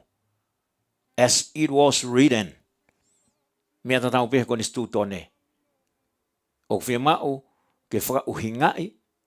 Pea tuki au hiu whare ke whanki kau church i he lower court. O nau whakauhingai nau tōruia o latuia o me lahi ange pehe no whakauhingai whakatatau ki he nau o ngoi mo e nau sio o whakatatau ki he ātakai ko ia peko environment ko ia. Ka koe konis tū tone, whia mau ia ke whakauhingai interpret as it was written. Peko mea ia koe whatongia ia o e kau Supreme Judge, ke nau whakauhingai o ikai i he e nau tui, ka i he uhinga to tonu na e tohi ai as it was written. Mea tatau pe i he tohi tapu. Peko unuhinga pia na e hangai koe e siasi o ta ofi a hono whakauhingai ke pehe this is the way it was written. Peko kone kamata koe ia ko hono whakauhingai o kutupunga ai a ia siasi e whamano i he ngahi ahoni. 40,000 churches. Ko hinga koe different. 40,000 different interpretation o Bible. Kamata mai bebe Martin Luther. Hoko mai ai kia Calvin. Hoko mai ai hao tamakota mai. No, na ke tohi au pehe. Na ke pehe hono tohi. Na ke na pehe koe uhinga e tohi na pehe. Fotu rewa ia hono sia. Sao rewa tamakota mai. No, na ke pehe. Na ke uhinga. That's not the way it was written. And that's exactly why the church forbid a hono whakauhingai the way it was written. O kei ke ta ofi e siasia hono lau ke tupu whakalau maari ai. Kau ta ofi e siasi ke hanga interpret this is the way it was written. O whaampe ho iku makainga ke tau whemahina aki. Koe whaapehe koe a koe na tapu he siasi a hono lau. Ai kai katorika hono lau te tapu. That is wrong. Ngō fua ke lau ke o tupu whakalau maari. Ka o te ke interpret o pehe. This is how it was written. And that's why we have 40 different denominations. Because we have 40 different interpretations of the Bible as it was written. Ko ia hoi ki mo kainga. Ko e kore whakamore atu. Pea kore whakamore atu. He kau whai whikau. Mo he kau ngahi whunga waka. Nā pehe o ko lawe ki ha mea o ko whingi whahi ehe. Me heu tala noa ka o hinga koe ngahi whehu i mo ngahi mea wau mai. Pea ko loto pe ki o hanga wahe atu te ria ki nau tolu o ku nau whiwhiri he ngahi mea tatau. Ka he taimi tatau pe o tau whakaamu ke tau tupu i he mo ui whakalau maari e koe mea mahu i ngā. Taimi lahi u wha eke mahe ka kaika te au. Ke pehe ko whea siasi o ku mo oni. Ko tana ko siasi o ku mo oni. A siasi koe o kuke whetu utaki ai mo e eiki ke tupu whakalau maari o iku ai ki hewani. O ke si o mooni ke te koe, me si o mooni ke toko taha koe, me si o mooni ke toko taha koe.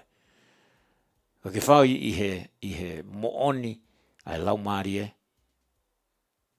ke mau ai ha personal relationship ya moho otua, pa ke iku ai ki hewani, ko si o mooni. Ai kono whakarea koe taha, koe ngahi siasi, i he ahoni, it's different way of God speaking to you. He speaks to you, he Pentecosti, he speaks to you, he says tonga, he speaks to you, but he speaks to everyone because he loves everyone. Une ofa ke he taha kotoa pe. Taha kotoa pe ngai siasi, regardless of denomination ke kau ki ai, regardless of kehe o ngai toka te rine. We are all children of God. God loves us exactly the same. Ko te ko tau hawa ko ni koe ke tau whakawhekiki ko hai o ku tonu i hono whakauhinga. Tau whinga ke tau whakamama o mei ai. Hono uhinga ko ni koe, we have ai ngahi denominations kehe e wha mano. Whakawha ofa ke tau kau ki a ngai kulupu lotu, pe ko hasiasi, pe ko whunga waka. A ko whunga waka koe ne taki koe ke have a personal relationship with God, tupulaki ai homo ui whakalau maari pa ke hiku ai ki hewani. Ko siasia koe o kumoani. Ai kono whakarea taha, koe whounga ia o kumooni o ku wholofola mai o tua ke te koe. Ke he ia me toko taha e sias Pentecosti, wholofola mai o tua he toko taha koe ni i he sias Pentecosti, i he wei ai sias Pentecosti, wholofola mai o tua. O tupulaki whakalau maari ai toko taha ko ia. Ia e ne personal relationship e mohono o tua o iku ai ki hewani. Koe tau whakawhekiki ko ia koe pe ko whesiasi o kumoni. Ko siasi ko ia koe o ke iku ai ki hewani. Ko siasi ia o kumoni. Ai taimi ta tau pe o ta whaampe ki tau. Whepiki take nima. Unity in diversities. Tau ilo i koe whanau ko tau pe ki tau tolu ai otua. Pea koe ofa i pe ki tau tolu he otua ta tau pe. Ko tau kehe i he ngahi toka te rine mo i ngahi whunga waka. O ko tui o fulahe nofo e tau toka ngai. Ko ki vai hatu pea koe mea koe ni ko hia koe. Whahinga unau whehu i mai. Pea ko vai hatu pea nau ki ai ha whahinga unau whie ilo ki ai. Ke inasi i he mea koe ni koe. O ko i ai au. Kaike, ko e whiawhi ko e whia kau mai ki he polokalama ko eni a hoik whawhine o kui ko e klup so se fo. Whai ai a paki o wholofola. Pea whai ai lau e wholofola, pea whai a paki. Whe inasi aki ai. Kau whewhine mai kau tangata. Ko hamea peke tupulaki ai e tau mo ui whakalau maari e. Mai tau toi whaofi angi ai pea mo tau eki. Pea ko ofalahi atu ke te kumo tolu hono kotoa pe ho eki mai kainga. Ko re whakamore atu ka ko malakaki ha loa kau iha malae o kau whaiwhi kau whakamore i angeau. Ko ku whia vahe atu pe ko mea lerei pe ke tau whemahino aki. Ko mea lerei pe ke tau wheako aki. Neongo e tau kehe i he ngahi whunga waka. Kau ke whia mau pe ke tau wheako aki. Pe tau whewhaka apa aki. Respect one another regardless of differences. Unity in diversities.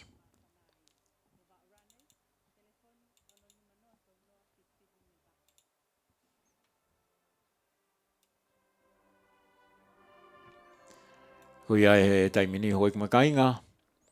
Ko kore ke tūmua ke hoko mai ai. Pome assistance pea mo nau polokalama youth hour. Pea koe nau cast ki he ahoni.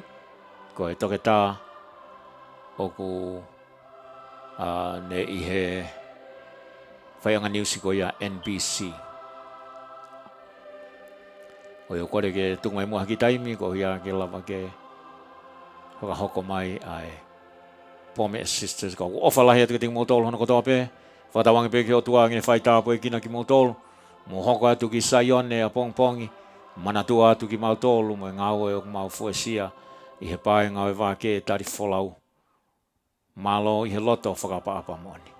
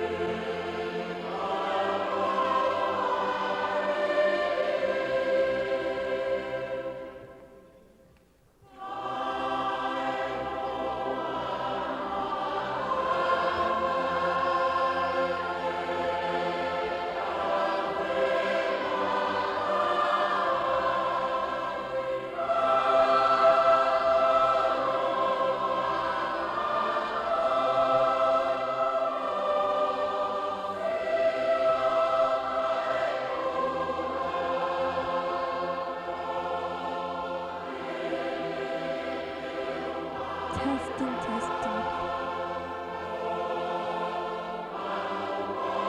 Check, check.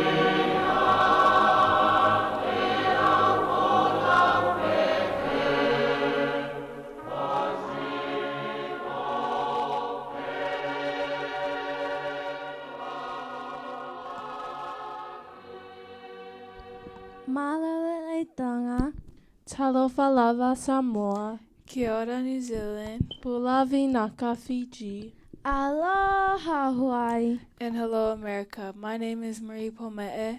My name is Salote Anasani Pome'e. And my name is Paulina Nagita Rita Pome'e. And welcome to Wake Talifolau Youth Hour. Today we will be having program with Dr. McCall. She graduated from medical school, and she's the doctor that we were supposed to interview last week. But we're going to interview her this week. And we would like to thank Dr. Afapalu for bringing us new doctors every chance he gets. And also thank you to Dr. McCall for taking the time to let us interview her. And and thank you everyone for watching and joining our program, and we hope you guys have an amazing weekend and a great day.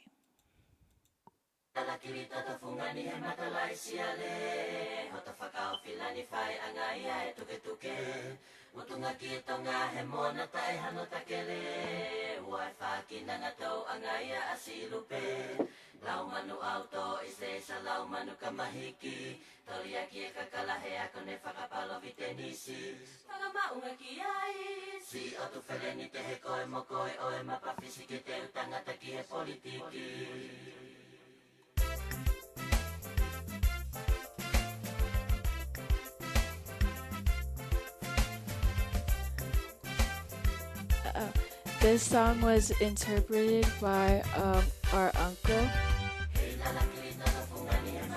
It was composed by him.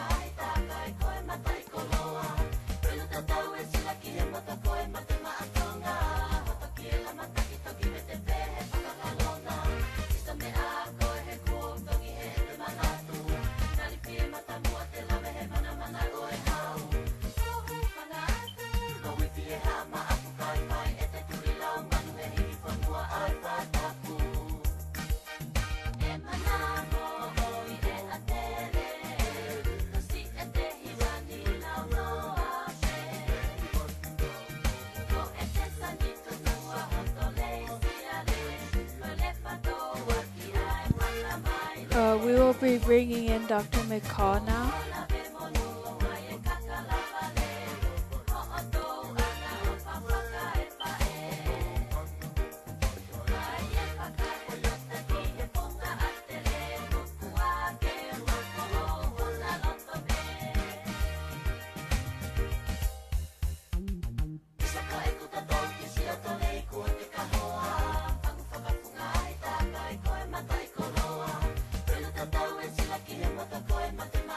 Okay, so now we will be bringing Dr. McCall to the program, and we would like to thank her for taking the time to join our program today with us. Hi, good afternoon, Dr. McCall. Hi, how are you guys? Good, how are you? I'm doing pretty well. Sorry, I just decided to put my headphones in because my sister has music on really loud. Oh, no worries. We would like to thank you for taking the time to let us interview you today. Of course. I'm sorry. I think I was supposed to be here last week, but I've been very sick. Oh, So it's fine. I'm glad I could be here today. Thank you. So before we start, we would like to introduce ourselves. So my name is Marie Pomete. My name is Salote Pomete. And my name is Paulina Pomete. Hi. My name is McCall Cloward. Just call me McCall, please. Okay. So we will each go around asking you questions, and then you can just answer it however you like. Okay. So my first question is, what inspired you to be what you are today? I think that I've always kind of leaned in towards being in the medical field. My mom is a nurse, and so I grew up around that a lot. But I worked as a CNA right out of high school. My high school had a program where I could get, which CNA stands for Certified Nursing Assistant. And it's just like a very short little course that you take to get certified, and then you can work. So I actually took that as a class in high school. And started working as a CNA when I graduated. But I just felt like I didn't have a lot of control because when you are in one of those levels of work in the healthcare field, you end up, just doing a lot of what you're told, and I wanted to be able to make decisions for the patients that I cared about instead of just doing what somebody else told me to do. And so I decided to go ahead and get my bachelor's degree in exercise science because it was helpful towards my degree. And then I just kept going into medical school. So it really was something that I wanted from a young age, but I didn't always know that I could. And so I don't think that there was ever a definitive time where I was like, this is what I want to do. I think I just kept going until I felt satisfied. Oh, that's good. And thank you for sharing. And Salote will ask you the next question. Okay. Hi, my question for you is, what was it like being in medical school? It was really different than what I expected. When I heard about medical school before I attended, I always just heard that it was really hard. And that is accurate. I mean, it is really hard. But I grew up in Utah, and then I went to medical school in Maine. So all the way across the country on the East Coast, top end. And it was a very different culture. I didn't know anyone. And my medical school was super awesome in the fact that they really kind of let you make families within your own student group. So when I was a first year med student, there were 8 people that I was with every day. And it was nice because we got to know each other really well. We got to know who was good at what. We even took tests together. So it was nice because we knew one guy was really good at one subject and, somebody else was really good at something else. And so that was really great because they fostered a really, like a good community feel, I guess is the best way to say it. But it's a lot of time. And it can be very difficult, but I think that all of it has to do with just remembering how much you want it, and then anybody can do it. I don't think you have to be particularly intelligent or particularly anything really to be a doctor. I think you just have to be able to sit through a hurricane and just not die, and that's all it really takes. Yeah. Thank you for sharing. And Paulina will ask you the next question. My question is, do you have any tips for anyone who wants to go into medicine and is planning to go to medical school? Do you want me to talk from a high school level, from a college level, or just kind of a broad overview? However you like. Okay.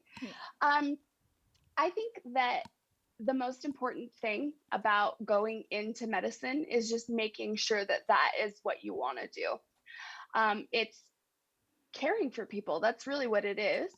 And making decisions for people. As a physician, as a doctor, I make the decisions for the patients, and the nurses and the, other staff carry out those decisions, and they have really valuable input, and they'll tell me sometimes that I'm doing something wrong and I'll fix it.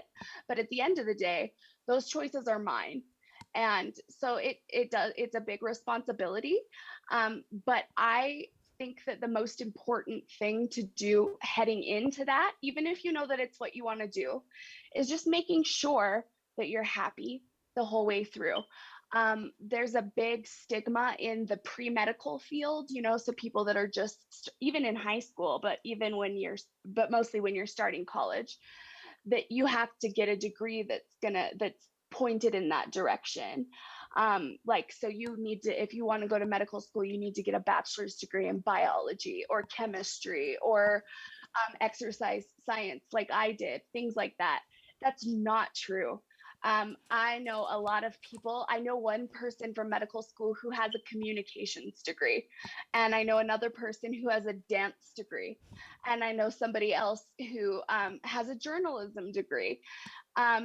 And all you have to do is take extra prerequisites in college, because there are certain classes that you have to take to apply to medical school. But that's okay. I mean, you can get a bachelor's degree in whatever you want, and then just take those extra classes and keep going. And so I think that is a huge stigma, because a lot of people don't want to get a bachelor's degree in chemistry. I sure didn't. I started with a bachelor's degree in biology and hated every second of it. I thought if somebody was going to talk to me about a cell for one more second, that I was just going to explode. And so I switched to something that worked for me.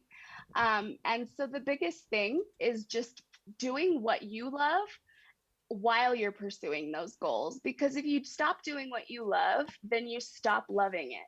Mm-hmm. You stop loving everything. And so I think that that's the most important thing. Thank you for sharing. And everyone we've interviewed always told us like what you just said, like to do like what you love and stuff. So yeah. So, it's just hard because I think there's a lot of external pressure to do something, especially as women. Mm-hmm. I grew up in Utah, and my entire family is LDS, and it was very important just culturally to get married and have kids. And I wasn't really interested in the children portion, but I did get married when I was 20. I'm not married anymore, but me and my ex-husband are very close. But the point of really empowering women is allowing them to do what they love. So if you as a woman want to be a parent, and that's your primary goal, is that I want to be a mother, then that is what you should do. You don't have to do anything that you don't want to. That's what feminism really is just finding what you want and doing it. So, I mean, I don't pressure anybody into this or anything like that, but I think that it's so important to do what you love all the way through. Thank you. And my next question is, what process did you go through to know which major to take when you first started college?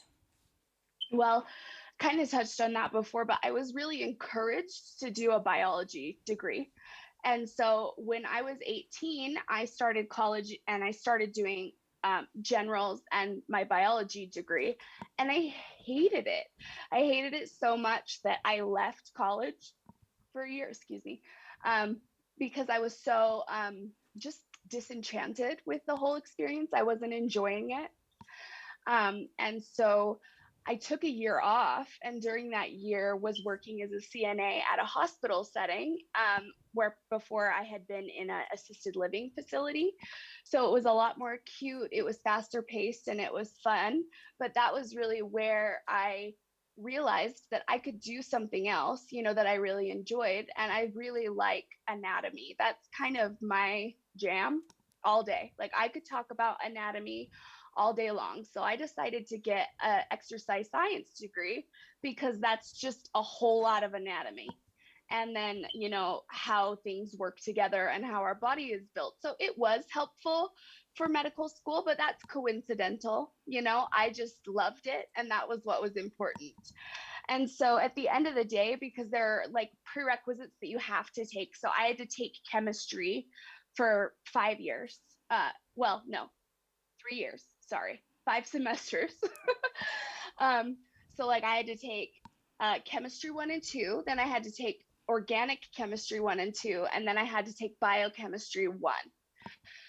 I did not enjoy chemistry. It wasn't fun, but that's just one of those things that you have to show that you have the capacity to understand and get a reasonable grade in to go to medical school. So no matter what your undergraduate degree is, you can still do the prerequisites that you need to do to get into medical school.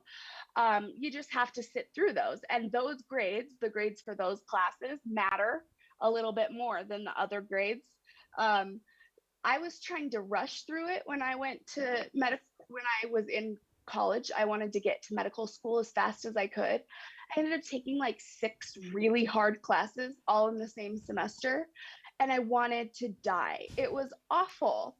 So the nice thing is that most colleges for undergraduate degrees allow you to take student loans out for more than 4 years. So if you finish, you know, like if you're doing things more slowly, you decide you want to get a degree in like English history, for example. My brother's getting a degree in that.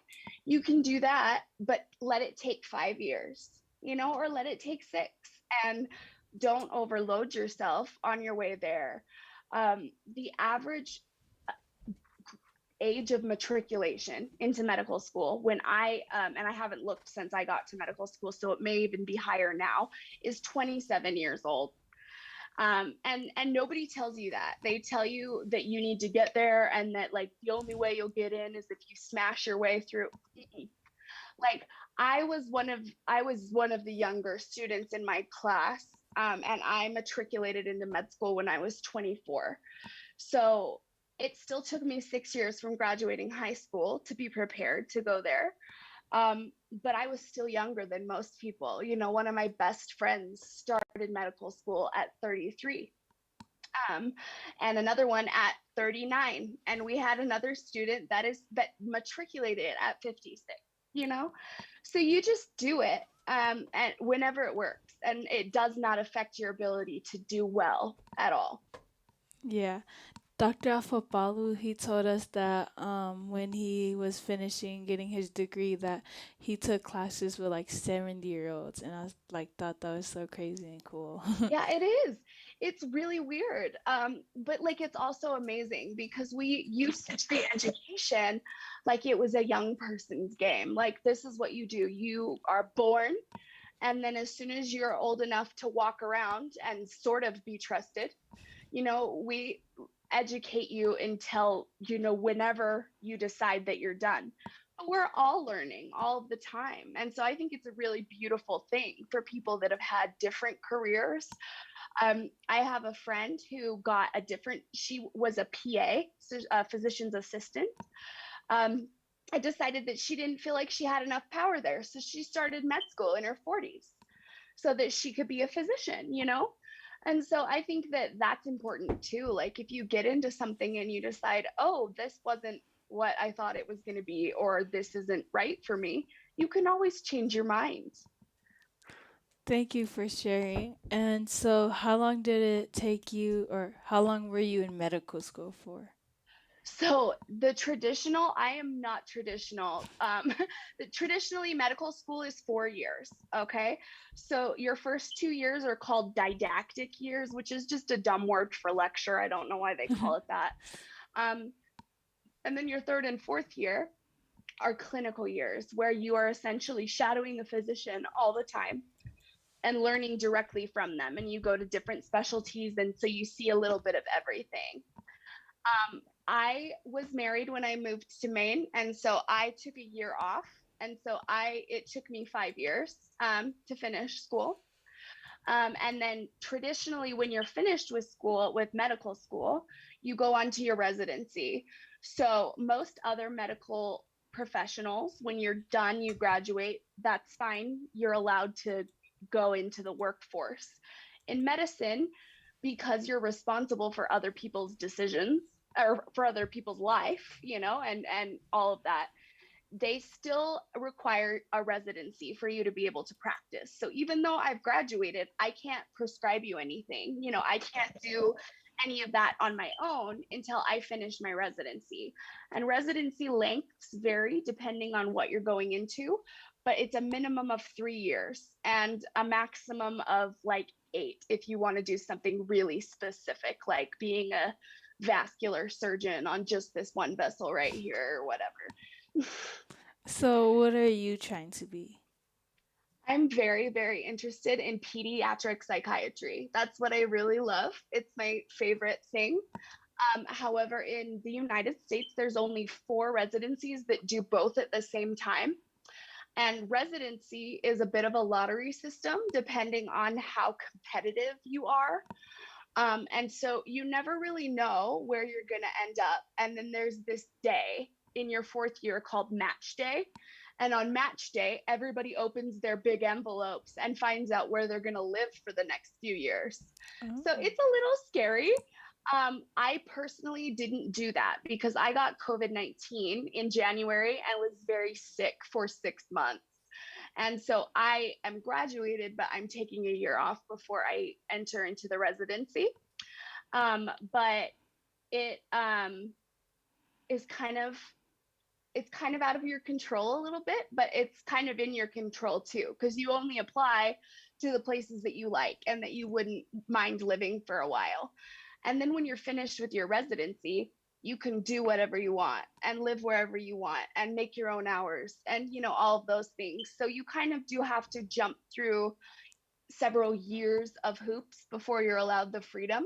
Mm-hmm. But afterwards, you really can create the life that you want. If you only want to work 3 days a week, you can work 3 days a week. And with your physician's salary, you'll still be able to support yourself or your family and spend the rest of the time doing things that you love, whether it be being with your family or traveling or whatever. Oh, that's cool. And thank you for sharing. And what do you call it? Oh yeah, I wanted to go to medicine and become a pediatrician. Really? Yeah. That's awesome. So pediatrics it's so much fun. So when I was doing my rotations, I did family medicine first, which is just everybody. But the family medicine clinic that I got placed in my 3rd year didn't see any young patients, didn't see any sick patients. Basically, all we did every day was like check on people's diabetes and their hypertension. And I was so bored. But in pediatrics, it's so much fun because you get to see those kids frequently. Because there are scheduled appointments for children that are just kind of expected as you grow to get your vaccinations and to make sure that you're growing appropriately and that your development is where it should be and things like that. So you really get to watch them grow and you get to educate a lot, which is really fun. I like talking to kids. I think that they're fun because they're not jaded yet. I would take a kid over like a 55-year-old man who's just done every day. And so it's really fun and you get to see a lot of really cool things. You get to be a real part of their lives, which is so, I guess, important for me. Like, I want to be a part of my patients' lives. I want them to know who I am and I want them to say hi to me at the grocery store. And if I have a 7-year-old, I can expect them to do that. Yeah, I like kids too, and I like helping people, so that's how I went to that's awesome. Yeah, so now my sister will ask you the next question. Hi, my next question for you is, what are 3 things you wish you could have learned before you went to college? Well, how to organize my time. I think it's a really hard thing to do. I think that some people are really good at it, and I am just not one of them. And I'm very jealous of those people. But when I was in college, it was just very difficult to know how to study and what times to study and like how to best prepare myself without spending so much time. So like I wish that when I was in high school they had taught like a time management class, you know, where they're like, hey, here's how you get through your day, you know, the best. Because I think that when you go to college, it's really easy to get overwhelmed. There's expectations from all different directions, you know, and it's hard to meet them all. But when you know how to, you know, organize your time, when you've set your priorities, then it becomes a lot easier. And that's really why I didn't finish my first year of college, because I just wasn't ready and I needed to go figure that out and then come back. I also wish that somebody had told me that I was free to explore my interests, you know? I was very interested in English and writing when I was in high school and was very good at English and writing. But when I went into exercise science, English and writing was never a part of it ever. And so I forgot for a lot of years how much I enjoy that and how good I am at it. And so I just wish that I had known that it's okay to go and do what you want with your degree and then just meet those requirements later. Like I still would have gone to medical school, but I would have liked an English degree. Like I can tell everybody I know how to weightlift correctly, but nobody wants to know that, you know? Yeah. And then the third thing that I wish that I had known was just how important it is to balance your life with your family, with your life with your career. It is very pervasive, I think, in American society to feel like you have to be working hard all the time, that you have to be doing something all the time. We really glorify busyness, but it is not sustainable. I've seen so many students in college and more in medical school just burn out. Like we only have so much energy, and there are very high expectations of what all of us really in American culture do with our days. And it's dumb.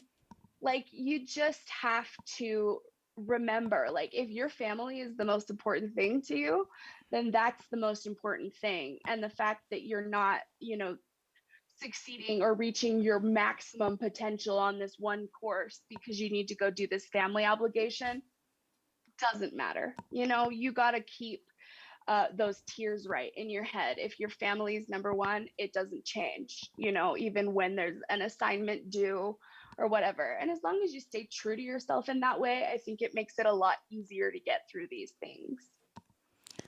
Thank you for sharing. And yeah, so thank you for sharing. And now Paulina will ask you the next question. My next question for you is, what are 2 things that you could have changed to enhance your college experience? I would have taken my complicated classes more spread out because I didn't have to take anatomy and physics and chemistry and philosophy all in the same semester. That was dumb. That was just dumb. So, and then I would have, I think I would have made more of my college experience. I got married when I was 20, and so I never went to college outside of being married. And I think that it kind of kept me from being able to have those really neat social experiences that people remember, you know, for a lot of their lives. And if you find someone and you love them and you want to get married, go for it. I'm just saying that it would have been different. And I think it would have helped me mature a little bit more if I had spent that time focusing on learning who I was and what I was interested in. Because that's really what college is. It's about figuring out who you are separate from your parents. And I didn't do that. I was like, I mean, I'm separate from my parents, but I'm attached to this dude, you know? And so I think that both of those things would have made a difference. Thank you for sharing, and we loved your answers.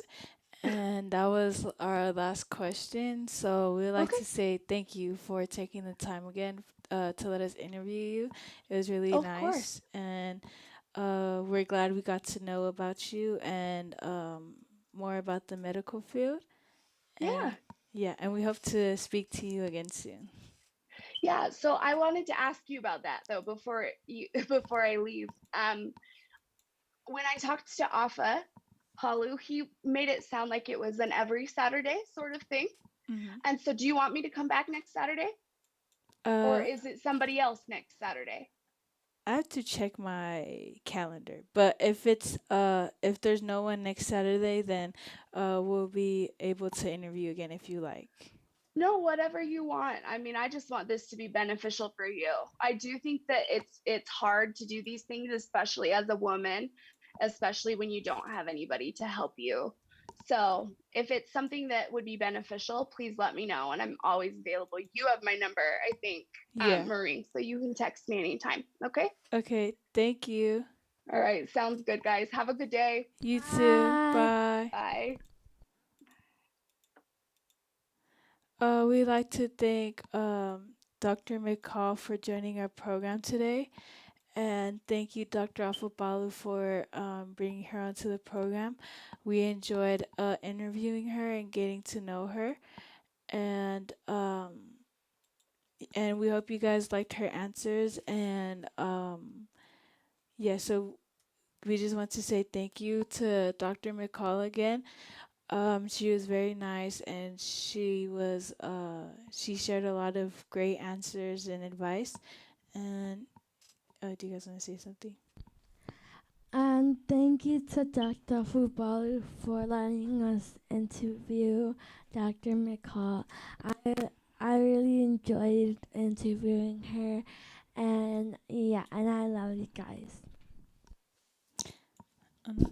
Thank you, Dr. Fubalu, for helping us get a doctor on our program today, and we thank you for always helping us with our program. And also, we thank everybody who joined our program today, and we hope you guys have a good day. And Ova Atu from the Pomea Sisters. Bye.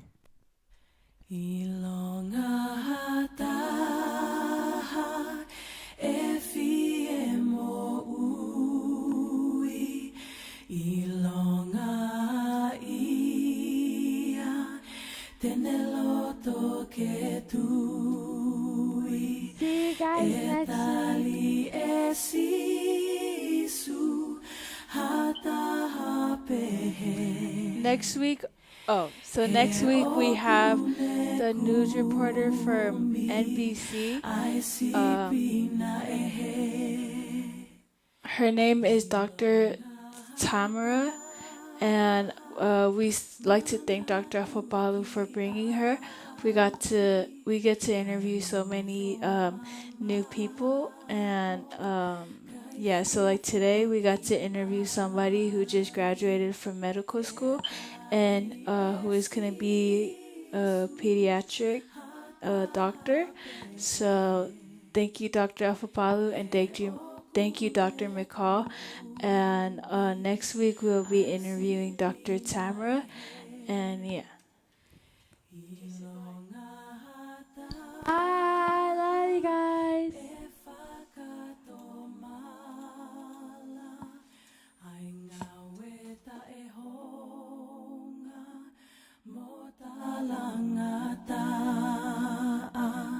Etali esisu hata hapehe. Ofa Atu, Esther Taylor, and the Miley family.